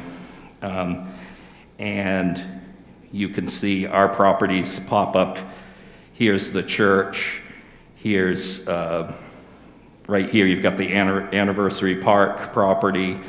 And if you really look, we kind of dominate the Bolus page of what's available for sale. Then you also have the New England Commercial Property Exchange. This is one of the most popular websites that's used in New England. And if we go here and just look at properties that are for sale, these are all the properties for sale in Auburn, not just our properties, but, oh, I'm sorry. I meant to do it the other way around. Okay, these are the properties that are for sale in Auburn. And here we go, here come our sites, as well as the church. We also had a amateur photographer who had an interest in taking pictures of the St. Louis church. So we have those pictures now, and we'll issue some of those pictures with the press release. So we're in hopes that an image sort of similar to this, along with the press release, will help it garner a little more interest.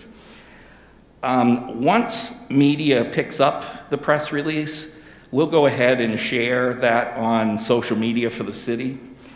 And then what we'll do is take and boost those posts in the Boston market as well as Portland market, so that we can get a little extra social media help with that.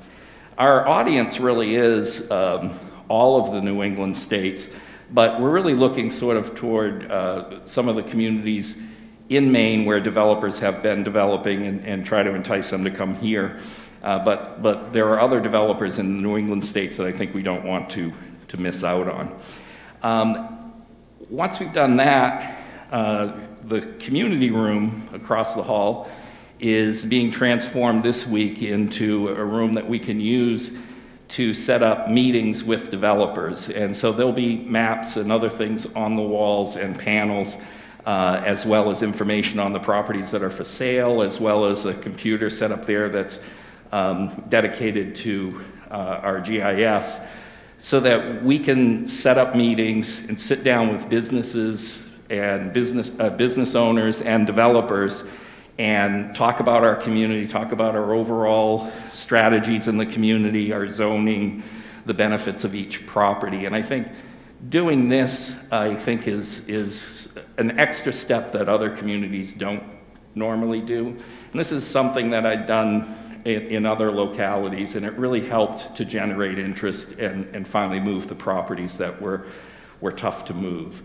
So that's really it in a nutshell, but I just wanted everybody to know essentially what we were doing. You gave us permission to sell. It took a little while to work through and get everything up and listed and ready to go.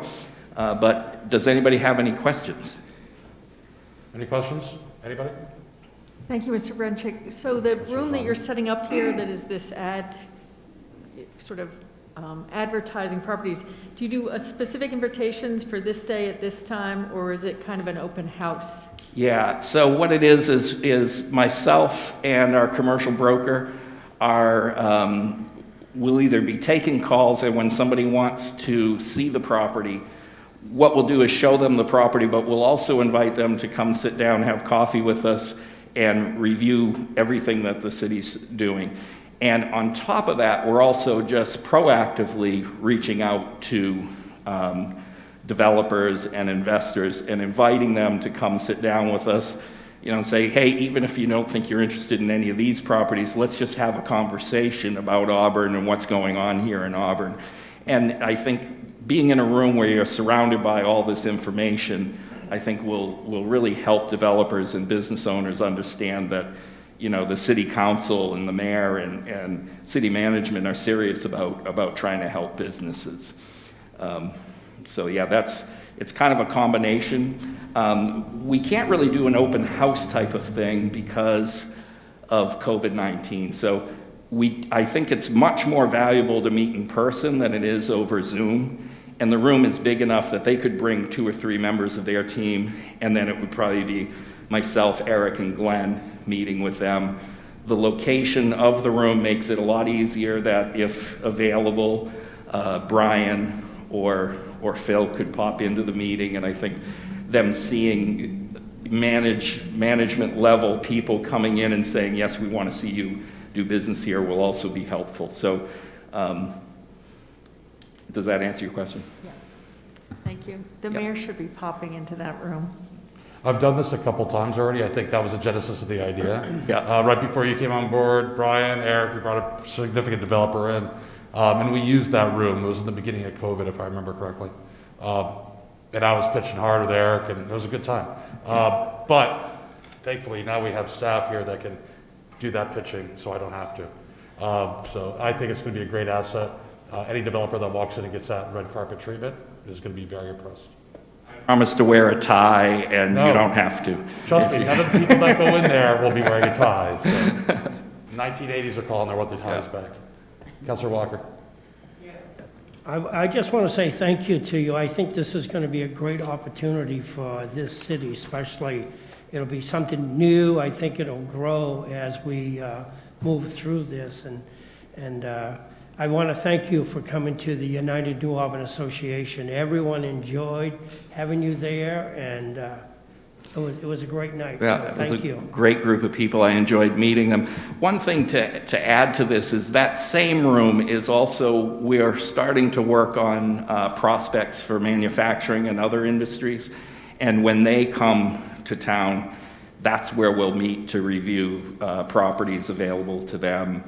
So I think it's just an extra thing that helps with I think they don't like to be sold to, they just want to hear the facts. So I let the room do the selling, and we just talk about the facts.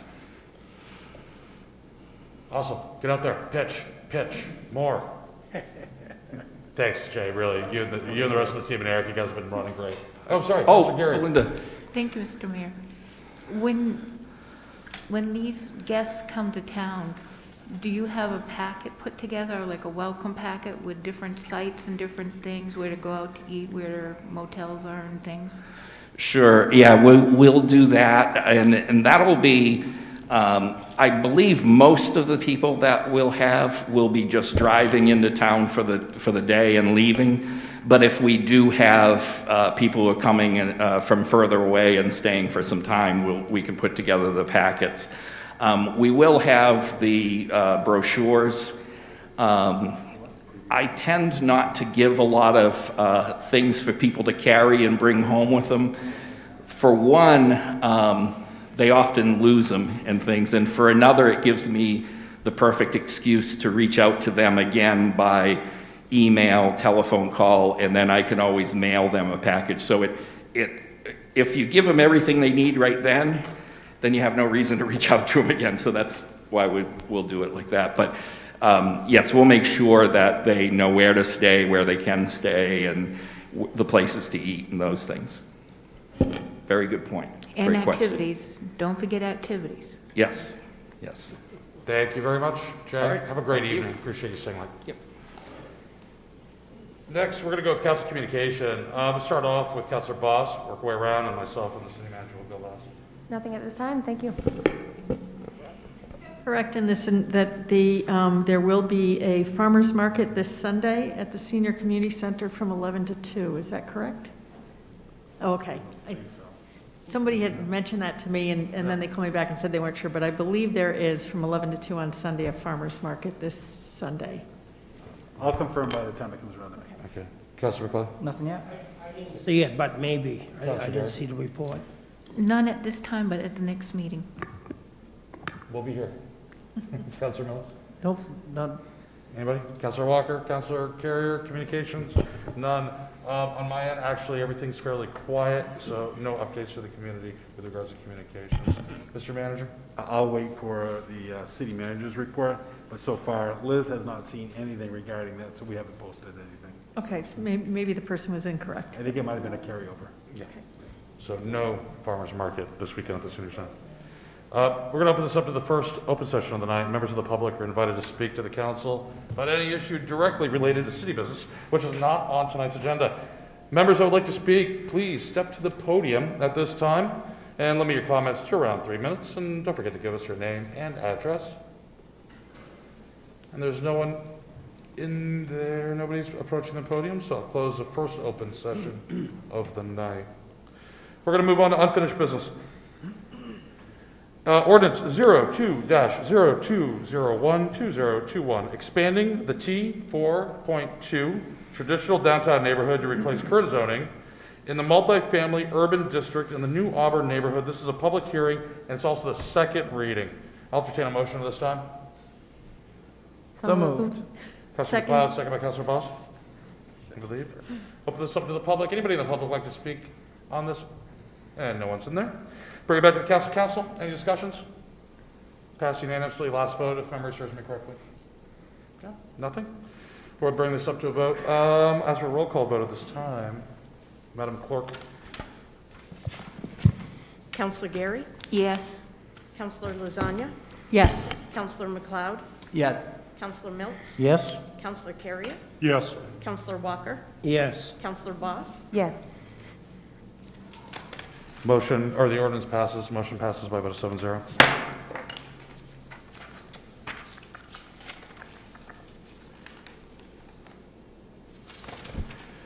Next, I have a series of ordinances, which I'll entertain a motion on, starting with ordinance 03-02162021, 04-021622021, 05-02162021, 06-02162021, 07-02162021, 08-02162021, 09-02162021, and 10-02162021, amending Article 5, Boards, Commissions, and Committees, Division 2, generally Section 2 of the Code of Ordinances. Again, this is a second reading, and I'll entertain a motion on all ordinances to be accepted. So moved. Got a motion from Councilor Milks and a second from Councilor Carrier. Open this up to the public. Is there anybody in the public that would like to speak on these ordinances or amendments? None? Bring it back to the council. Council, just a quick narrative. These have to do with the boards, commissions, and committees and the formulation of the regulatory review board that we discussed through workshop and through vote last meeting. Are there any discussion, debate? None being? I'll ask the clerk for a roll call vote, please. Councilor Gary?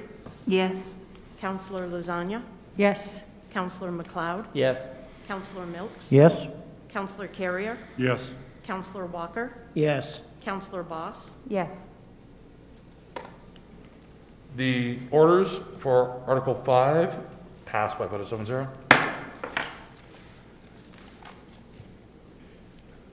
Next, we're going to be moving along. We have, hold on one second here.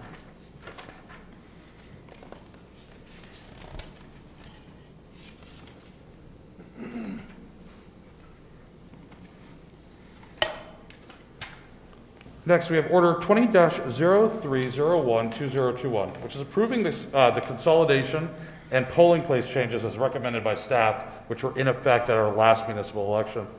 This is also a public hearing, and I'll entertain a motion this time. So moved. Second? Second? Motion for Councilor McLeod, second for Councilor Lasagna. Open this up to the public. Does anybody in the public want to speak on this issue? No one is in the community room to speak. I'll bring it back to the council. Council? Actually, I'd like to turn to the city manager, Sue, first and foremost, just to talk about this a little bit. Rationale, if you could. Thank you, Mayor. I'll let Sue speak to us, but I would just say that we did have conversation regarding this in the past when we've had a special election in June. We have consolidated to one location, but we, after talking with Sue, we felt that so that there's consistency on people knowing where to go vote, it would be best to keep this in those 3 designated areas that we've already identified, just to make sure that we're keeping that consistency and people know where to go. Sue, I don't know if there's anything you'd like to add.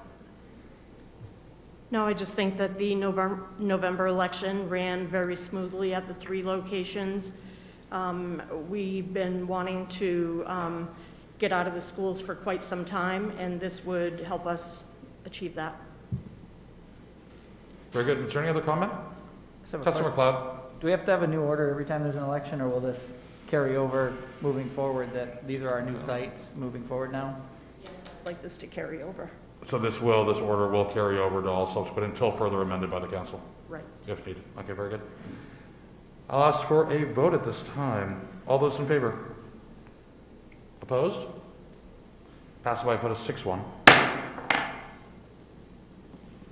Next is ordinance 11-0301-2021, which is amending chapter 60 to correct spelling, capitalization, and word placement errors. This is a first reading. I'll entertain a motion.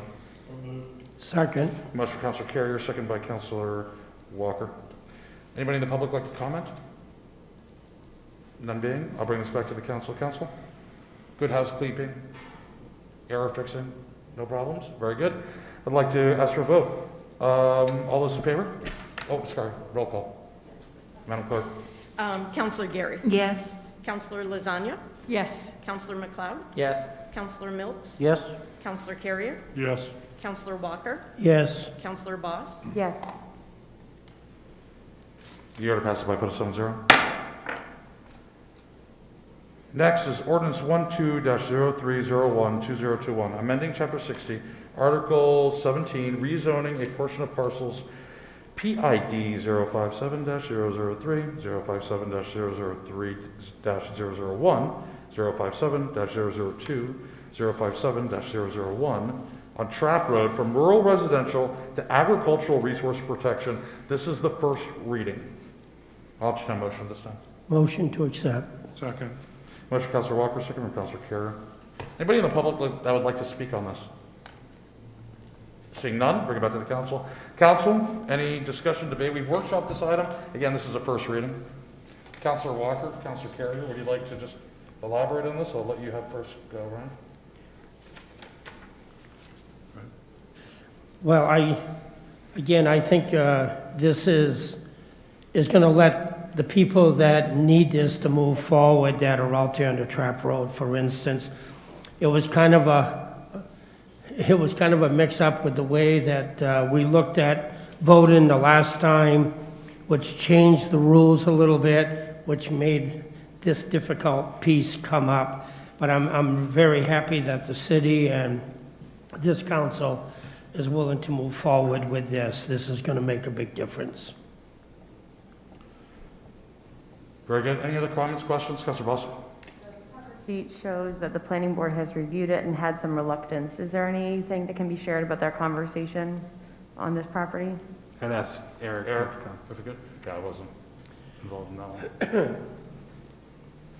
one. We held a public hearing with the planning board and had a long discussion about this. The reluctance, I think, was more to do with the idea that this is making a small change for one property owner than it was with the idea of allowing marijuana cultivation as an agricultural use in the general area or even within the residential strips.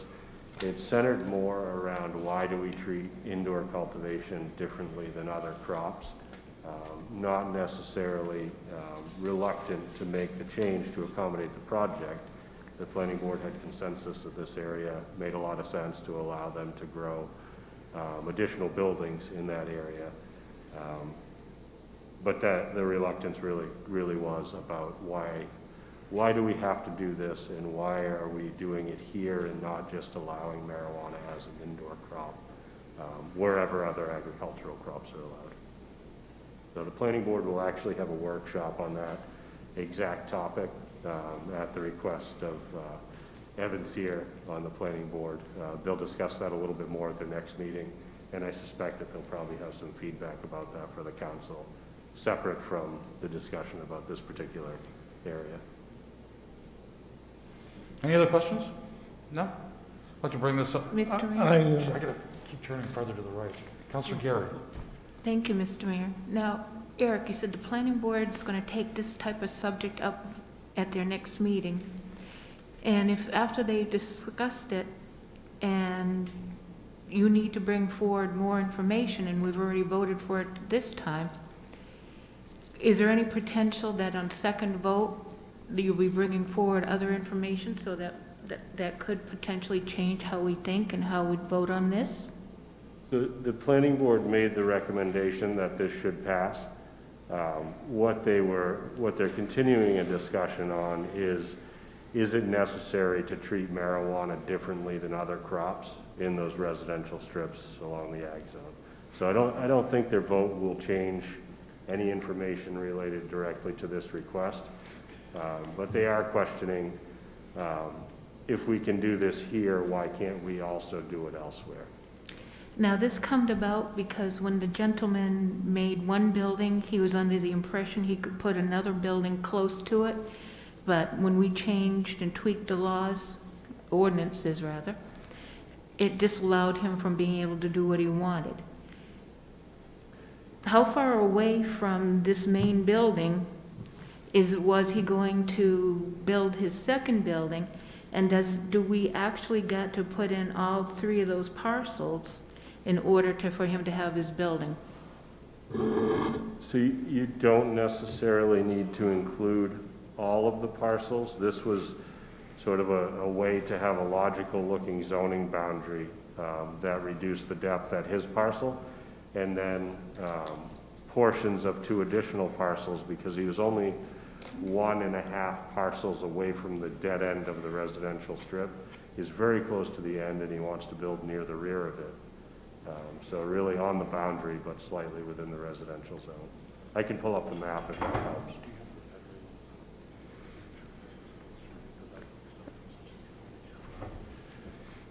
Any other further questions? I think during our last conversation, I had asked the question about, are there other cultivators in a similar situation that would come forth later asking for rezoning? I can't recall, Eric, if you had said that there weren't any other businesses in a similar situation? There are not a lot of them. I'm sure there are at least a couple of other ones that could request something like this. I think what's different about them is that they're not at the very end of a residential strip. They're somewhere in the middle with long stretches of residential development on either side of them. In this case, the proposal is really being driven by another cultivation building that's like this gray block here, being built right behind the existing one. And when they permitted it was before we adopted our licensing and zoning standards that carved out marijuana as a separate use from other agricultural crops.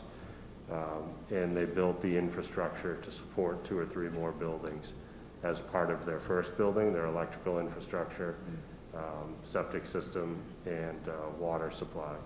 And then to find out that they can't use that capacity because we changed the zoning. That's helpful context, and I think it should be taken into account in the event that future businesses come forward. If you can show that you've made investments at the outset for growth with the expectation that you are going to be able to, I think that should weigh favorably compared to other businesses that don't necessarily have that to lean on. We're not aware of another one that made the type of electrical infrastructure investment like this one during the period when you could grow marijuana, but we didn't have licensing standards. Great. We Thank enacted you. a moratorium fairly quickly, and there were not a lot of them during that time. Oh, thanks. I want to bring this back to Sue for a roll call vote of this time. Counselor Gary, Yes. Counselor Lasagna, Yes. Counselor McLeod, Yes. Counselor Milks, Yes? Counselor Carrier, Yes. Counselor Walker, Yes. Counselor Boss, Yes. Order passes first reading, vote of 7-0.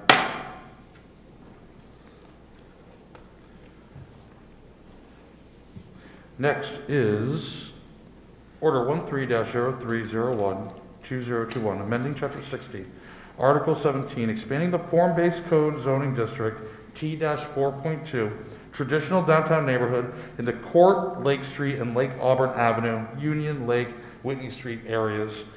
This is its first reading. I'll entertain a motion at this time. Moved. Motion from Councilor Carrier, second from Councilor Walker. If there's anybody in the public that would like to speak, please step up to the podium. There's no one in the community room.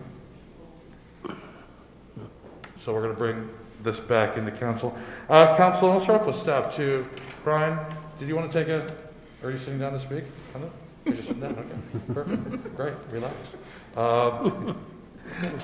So obviously this is expanding on the T4-2 traditional form-based coding, which we've been adopting in our other downtown/urban areas. Council, debate, comment? Councilor Gary? Thank you, Mr. Mayor. Was there any public, well, I know you had to put out public notice to all the people that lives in those vicinity. Was there any public comments on this, one way or the other? Eric?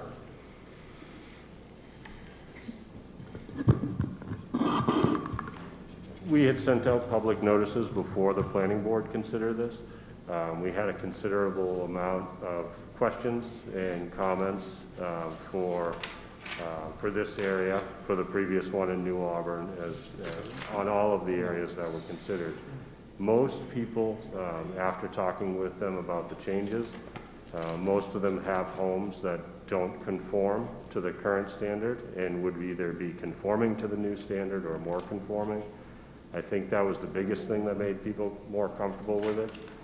There are still a few people that are concerned that we could create more rental housing, more rental units in the neighborhood after the change. But overall, most of the comments were positive after understanding the ordinance changes. The biggest one is that the new setbacks will better match the existing character of the neighborhoods.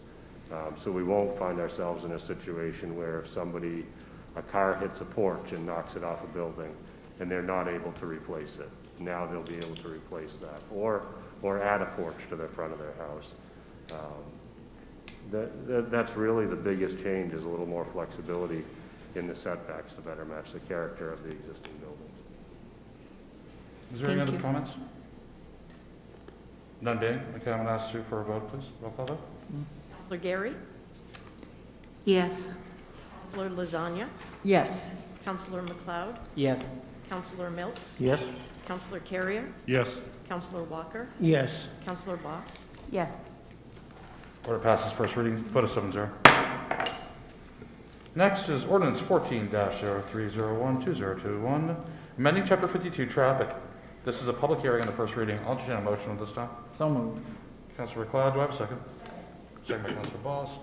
Open this up to the public. Any members of the public that would like to speak on traffic? None being, I'll bring it back to the council. Council, any debate, any explanation needed? This is generally in your packet referred to as a cleanup and modernization. Mr. Mayor, I would just add that this is language that was carried over, that there's now, for the most part, there's all state statute that references these ordinances, and so it's eliminating from our ordinance and using state statute. Sue, ask for a roll call vote at this time. Counselor Gary, Yes. Counselor Lasagna, Yes. Counselor McLeod, Yes. Yes? Counselor Carrier, Yes. Counselor Walker, Yes. Counselor Boss, Yes. Order passes by a vote of 7-0. Next is ordinance 15-0301-2021, amending Chapter 24, General Assistance. This is a public hearing and its first reading. I'll entertain a motion this time. So moved. Second. Motion by Councilor Gary, second by Councilor Walker. Any members of the public like to speak, please go up to the podium in the community room. I don't think we have anybody else that's snuck in there. Bring this back to the council. Council, discussion? I have a question. What's the rationale behind it? So this is the language that is presented by the federal government as far as stimulus funds that will not be used as part of your income in determining whether or not you'll receive benefits. Perfect, thank you. Sue, if I could, please, a roll call vote. Counselor Gary? Yes. Counselor Lasagna? Yes. Counselor McLeod? Yes. Counselor Milks? Yes? Counselor Carrier? Yes. Counselor Walker? Yes. Counselor Boss? Yes. Order passes first reading, 7-0.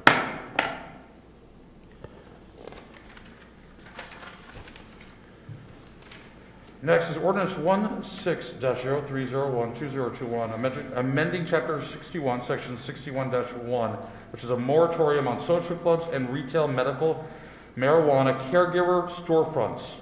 This is its first reading. I'll entertain a motion at this time. So moved. Motion from Councilor McLeod, second from Councilor Walker. Anybody in the public that would like to speak on this issue? None being? We'll bring this back to council. Staff, Philly, any comment on this? Sure. This moratorium has ended. It was carryover. That moratorium was only set for a certain period of time. That time has elapsed, so it's no longer needed within our ordinance, so we can remove it. Very good. Any other comments? None being, I'll ask for a roll call vote. Question. He said it's no longer needed? So in other words, you want us to vote no to get rid of it? So you're going to vote in favor of this vote, removes it from our ordinance Okay. because the moratorium has ended. Thank you. Can you provide a little more context on the impact that this language had? So that Sure. we can understand the value of. When marijuana facilities were starting up, we were able to put a moratorium in place to really work on getting a strong ordinance as it pertained to where in our community would we have either retail, adult, recreational use, and cultivation and manufacturing and testing. So all those components came in. There were several changes that came as a result of the ordinance that we did adopt as it pertained to caregivers registering and also the licensing fees for all these marijuana establishments. That moratorium served its purpose. The council extended it at one point because the work hadn't been underway. We were still waiting for some state language to complete. And then once that was completed, this is just a moratorium that was just presented, but there was no, when we adopted the new language, we didn't put language in to remove this. And so this is just cleaning up the ordinance to have it removed. And from your perspective, is there anything left unsaid or unsettled in terms of our planning and zoning for? You know, we have a state representative with us today. I would tell you that she's probably having these conversations on a regular basis as it comes to marijuana businesses that are consistently going before the legislators to change the language. Some of our language was very clear that we will follow state law and a lot of what we look at as far as regulating marijuana businesses. But there will be time to time where we will need to come before the council either to make adjustments like we did, I believe about 3 months ago, we made some adjustments to our ordinance because of the state law had changed. I think one of the most recent bills that I think the LPC reviewed recently was regarding adult recreational use and medical marijuana being able to use the same facility with no real division, but they would use separate registers. Well, for a municipality, we would not be in favor of that. We have strong language to regulate adult use marijuana. There's not really a lot that we can do to regulate medical marijuana. So having language like that would be difficult for us as a community, so we would not be in favor of that. But if it did pass, then we would need to come back before the council for some modifications. So I want to say there's a half a dozen or more marijuana bills that are probably before the legislators right now that is being reviewed. Thank you, that's helpful. Yeah. Sue, can I get a roll call vote, please? Sure. Counselor Gary? Yes. Counselor Lasagna? Yes. Counselor McLeod? Yes. Counselor Milks? Yes? Counselor Carrier? Yes. Counselor Walker? Yes. Counselor Boss? Yes. Ordinance passes, first reading, 7-0. Next is ordinance 17-03012021, which is amending Appendix A of the code to include the language for Veteran Relocation Development Incentive Program. This is a public hearing and the first reading. I'll entertain a motion at this So time. moved. Motion by Councilor Garrison, by Councilor Walker. Just as a reminder to you, everybody here, the council and the public, this is concerning workshops or reference to workshops we had about 2 months ago. Anybody in the public like to speak? Nobody's there. We're going to bring it back to the council. Council, we're going to pull up the language here so you can see the final right there. That's the memo. It's all in your packets as well. In a nutshell, what this does is this provides a waiving of all city-initiated permitting fees for residential construction by veterans or by contractors on behalf of a veteran, as well as and that's for new construction and rehabilitation, and including multi-units, up to 3 multi-units, which is under the residential definition, not commercial. And then commercial construction, 50% reduction in all fees. There's some clawbacks with regards to state mandated fees, cost of advertising and so forth. And that's for a veteran-owned business as defined by SBA standards. So that's just a general overview. This, I will say, and I'm doing my research, it's hard to reach out to several hundred municipalities in the state, but this is definitely a unique and I think very, very beneficial program that will help Auburn in its quest to rehabilitate and attract new residents. So I'll leave it at that. We've talked about this a lot. I'm glad we got to this point. Any comments? Councilor Lasagna. Fees for veterans, widows of veterans, widowers of veterans? Should be. I'm not sure if widows, honestly, if widows is a gender-neutral term or not. That's a great question. We'll look into that and make the Berkeley, it's not, but. Is it not? Oh, I thought widows were both. But that's, yeah, so I think we can change that effectively before the next second reading. Any other questions? No? Okay, this is a good one, folks. I'm pretty excited. I'm kind of curious to see how this vote's going to turn out. I'll ask the clerk for a roll call vote. Counselor Gary? Yes. Counselor Lasagna? Yes. Counselor McLeod? Yes. Counselor Milks? Yes. Counselor Carrier? Yes. Counselor Walker? Yes. Counselor Boss? Yes. Order passes first reading, 7-0.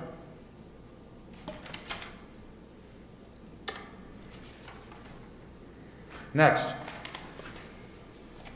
we're on to board and committee appointments. We actually have 9 of them tonight, so good work, appointment committee. Again, council may go into an executive session pursuant to 1 MRSA section 4056A regarding personnel matters. That would require a 3/5 vote of the council by members present. First order is 21-03012021, which is appointing Ian Campbell to serve on the Conservation Commission with a term of expiration of 6/1/2022. Do I have a motion? So be. Second. Motion, Councilor Walker, second for Councilor Milks. Open this up to the public for comment. Any comment from the public? None being, I'll bring it back to the council. Council discussion? None being, I'll bring this up to a vote. All those in favor of appointing Ian Campbell to the Conservation Commission, please raise your hand. 7-0 approved. Next, order 22-03012021, appointing Riley Bergeron as a full member of the planning board with a term of expiration of 1/1/2024.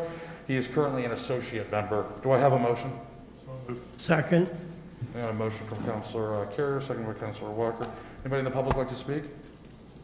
No? I'll bring it back to the council. Council debate? Discussion? None being, I'll ask for a vote. All those in favor? Passes 7-0. Next is order 23-03012021, reappointing Evan Sear to serve on the planning board as a full member. He is currently a full member as well, with a term of expiration of 1/1/2024. Do I have a motion? So moved. Motion for Councilor Walker and a second for Councilor McLeod. Open this up to the public. Anybody in the public like to speak? None being? We'll bring it back to the council. Council, discussion? None? All those in favor? Opposed? Passes 7-0. Next is order 24-03012021, appointing Brian Dubois to serve as an associate member of the planning board with a term of expiration of 1/1/2023. Do I have a motion? Second. Motion from Councilor Carey, second from Councilor Walker.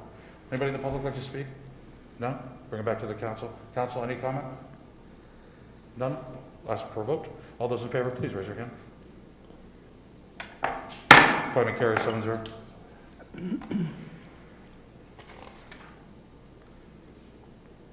Next is order 21-03012021, reappointing Raymond Fortier to serve on the Auburn Sewer District Board of Trustees with a term of expiration of 3/1/2025.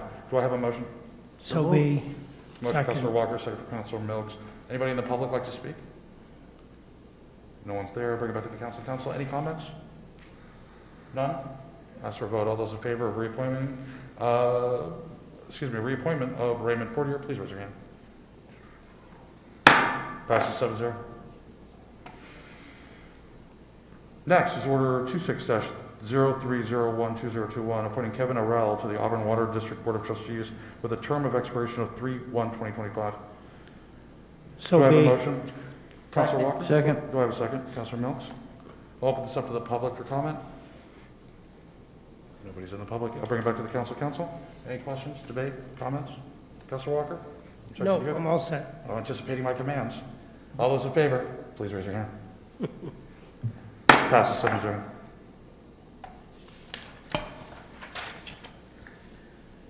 Next is order 27-03012021, reappointing of Robert Kavanaugh to serve on the Auburn Water District Board of Trustees with a term of expiration 3/1/2025. Do I have a motion? So moved. Second.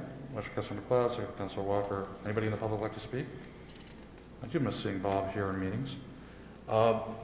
Council, debate? None? Ask for a vote.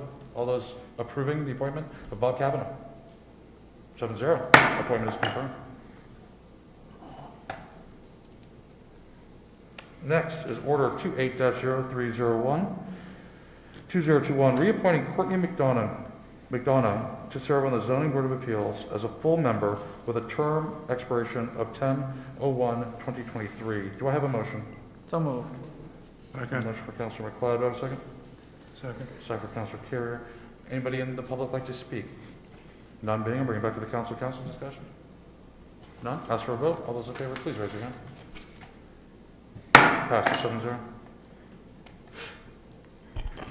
Next is order 29-03012021, appointing Joseph Morin to serve on the Zoning Board of Appeals as a full member with a term of expiration of 10/01/2023. Do I have a motion? Motion to approve.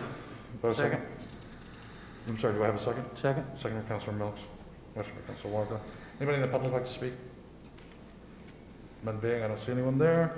Bring it back to the council. Council, discussion. Ask for a vote. All those in favor? Appointment is approved by a vote of 7-0.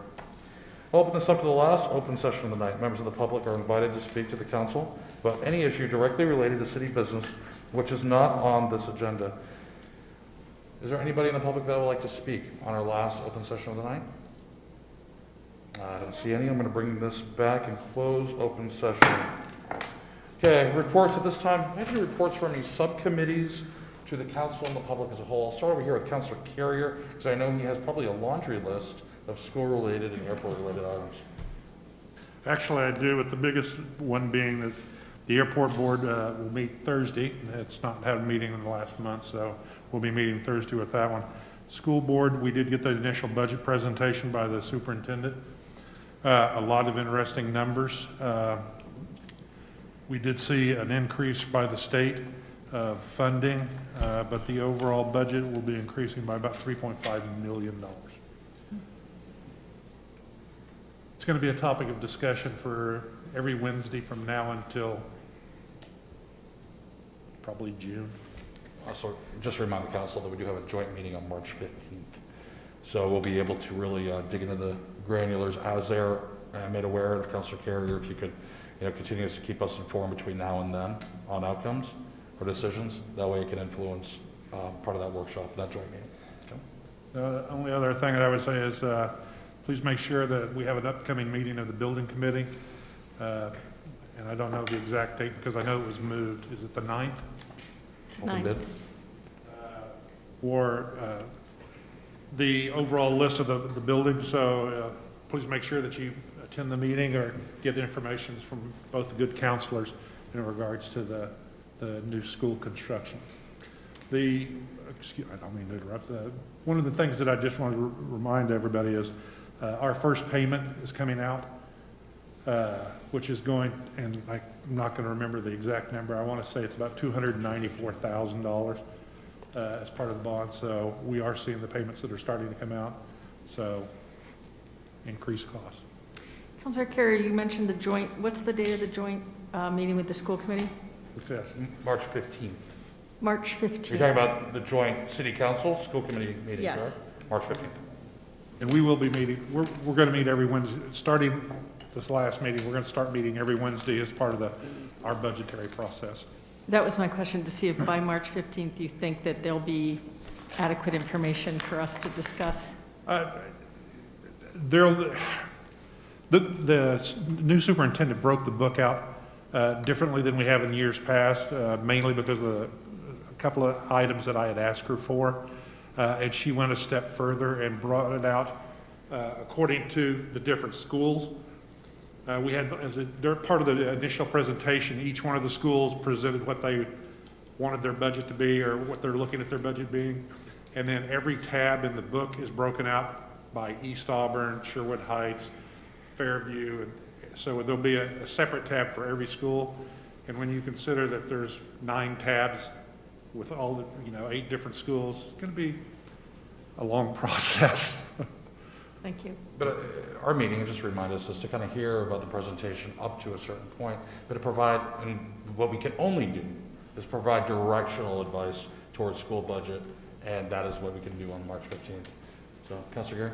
Thank you, Mr. This is Mayor. reporting. So, Yes, I'm going asking him. Yeah. Excuse me. May I pose a question through the chair to the good counselor? Yes. Thank you. You mentioned that the school department's going to be getting more money from the state. As a guesstimate, how much more are they getting this year? And again, I didn't bring my book in with me. Well, not, because that's why I said a guesstimate. I'm saying it's looking like about $3 million. Thank you. 3.4. So in other words, we're getting 3 million more and their budget's going up 4 million. 3.4, I believe. You have to remember, as we will with our contracts when we start dealing with the city, there are contractual raises that we are required to pay. And this year that put us at about $1.4 million. And then you have to include the cost from one year to year that will allow us to maintain what we're currently doing. So those costs increased also. The one benefit to that is the fact that the school committee was able to, with the extra money that we got from CRF and ESSL, is that we were able to pre-buy a lot of equipment, programs, books, so that it could sort of mitigate those costs. But we're still looking at additional costs, licensing and updating programs that we're currently using, as well as getting in new programs. Part of our agreement with the new superintendent is that she would evaluate the programs to see where we had shortcomings, and we would take her suggestions as far as new programs and new material being bought, and we are looking at that also. Is there anything else you have that you'd like to report on? No, that's good. Councilor Watson? Yes. Age-friendly community committee will have a meeting tomorrow night at the Senior Community Center at Pettingill Park at 5:30.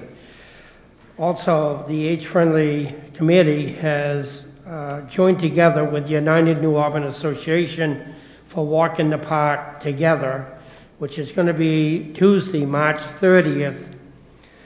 And we're hoping to get people to come to the Festival Plaza by 12 o'clock to walk from Festival Plaza down the River Walk to Bonnie Park, in front of the artwork on Main Street, and then down to our anniversary park. At that point, there'll be free hot dogs to at least have something to eat when you get there.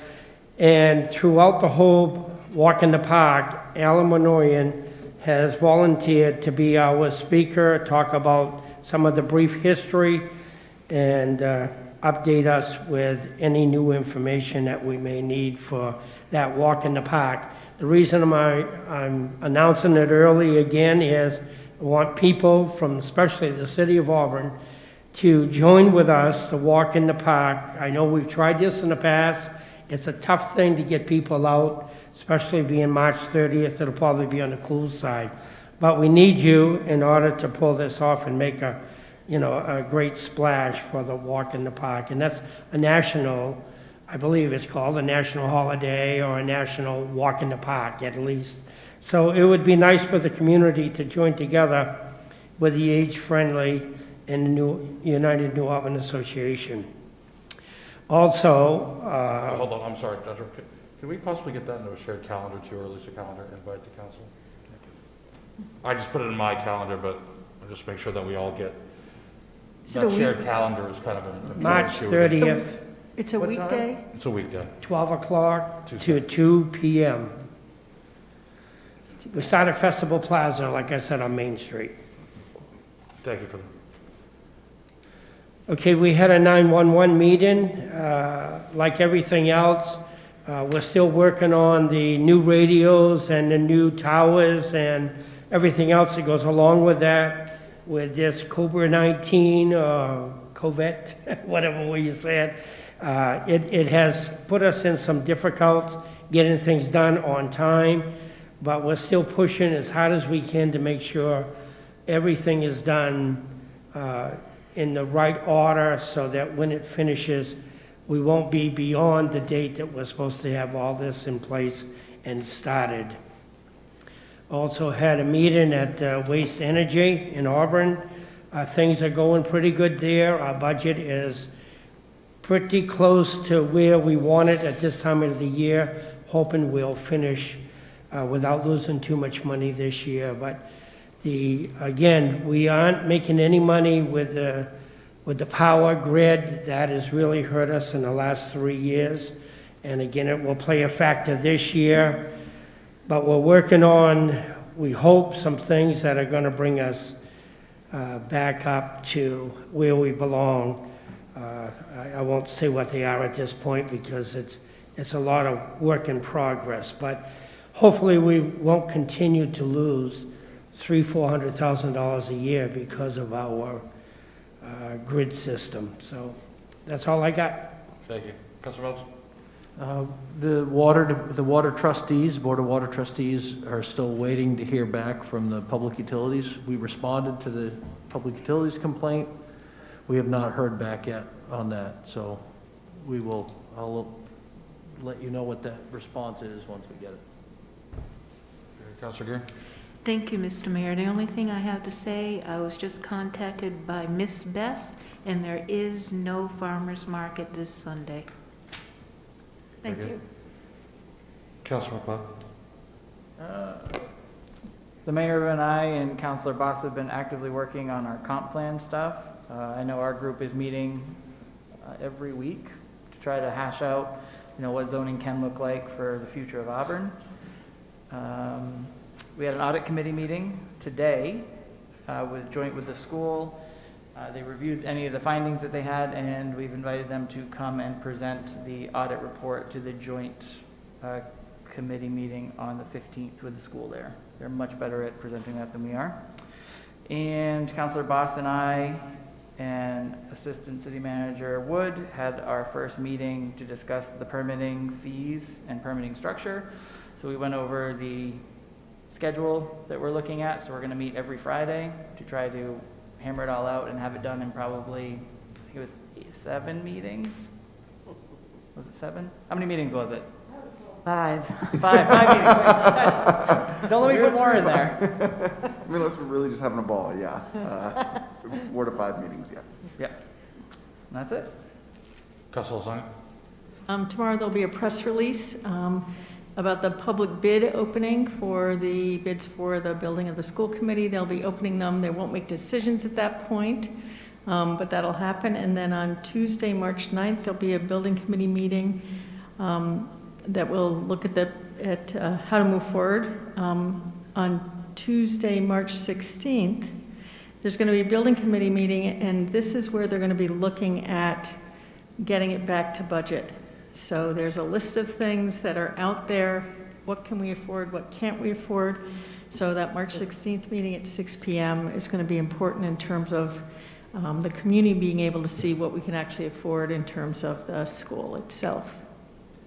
Hey, Councilor Zani, a couple questions on that, and I'm not expecting you to know the answers right away. The citizens of Auburn, the residents of Auburn actually voted on a budget which included certain criteria and a certain dollar amount. Understanding value engineering has to happen through cost overruns regardless. The mechanism in order to approve any cuts to either budget or the facility themselves, I'd like to know what that approval process looks like. Does it have to come back before the council? Does it have to, is it a school committee? Is it the building committee sole? And I don't know, Phil, if you know the answer to this yet, or is that something we should dig into? But, you know. I think Jill might actually have the answer based on the way the language. It has to go back to the state. And the final approval is through the state. Final approvals through the state? Yes. So the residents nor the governing body of municipality has any control or say on, you know, the final outcome of the budget, what's in, what's out? I don't believe so. No. I mean, my understanding is the school building committee with Harriman Associates goes down the list and comes up with what will work within the budget, and then it has to be approved by the DOE. By the DOE. Approved by the DOE, so there's no other approval process at the local level, either school committee or council? Okay. Very good, thank you. Thank Councilor you. Voss? A couple of updates. The Ag Committee met last week, and we hosted the Maine Farm to Institution. That was a great conversation, talking about how we can increase local procurement of food by local institutions. So some great ideas were generated there. Next month, we're going to be hosting city staff so that we can talk about vision for or what opportunities there are for processing, for infrastructure, and growing local markets, which is really critical if we want to grow agriculture in Auburn.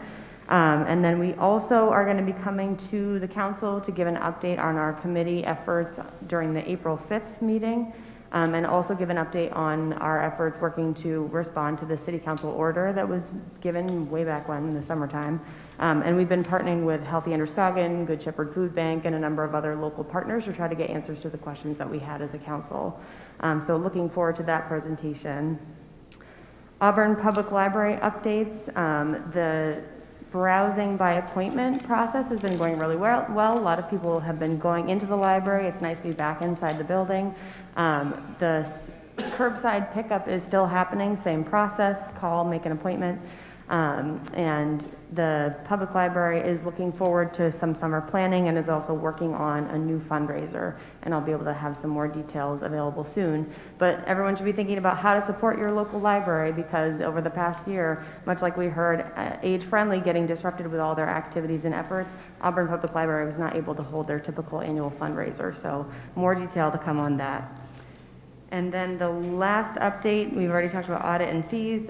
Comp plan, our third working group or subcommittee, will be meeting tomorrow evening as well. So still chugging along with that work.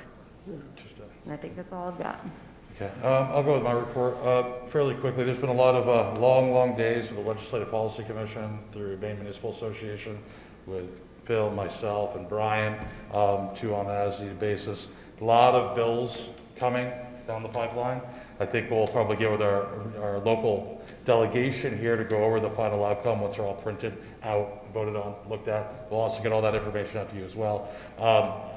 It's really, just to give you kind of an overview, we're focusing on bills right now that have a direct impact to service or opportunity centers such as Auburn.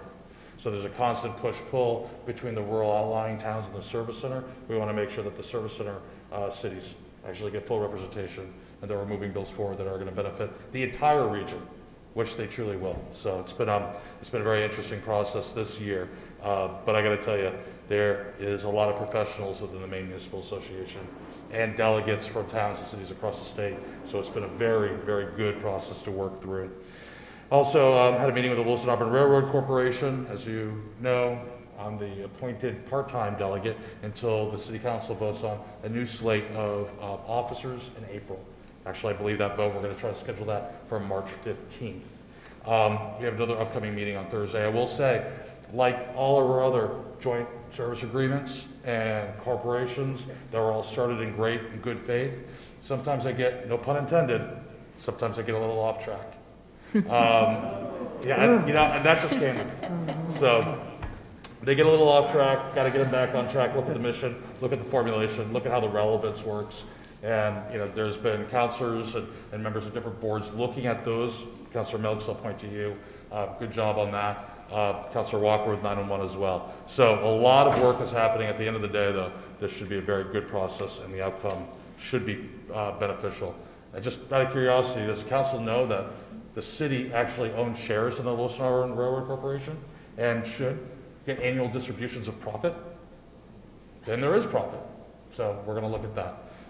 With a designated idea, which is I'm going to try to help push forward, is having that distribution of profit to both Lewiston and Auburn to focus on marketing initiatives. So our marketing dollars do not actually come from taxpayer dollars, they come from railroad-oriented organizations and lease agreements.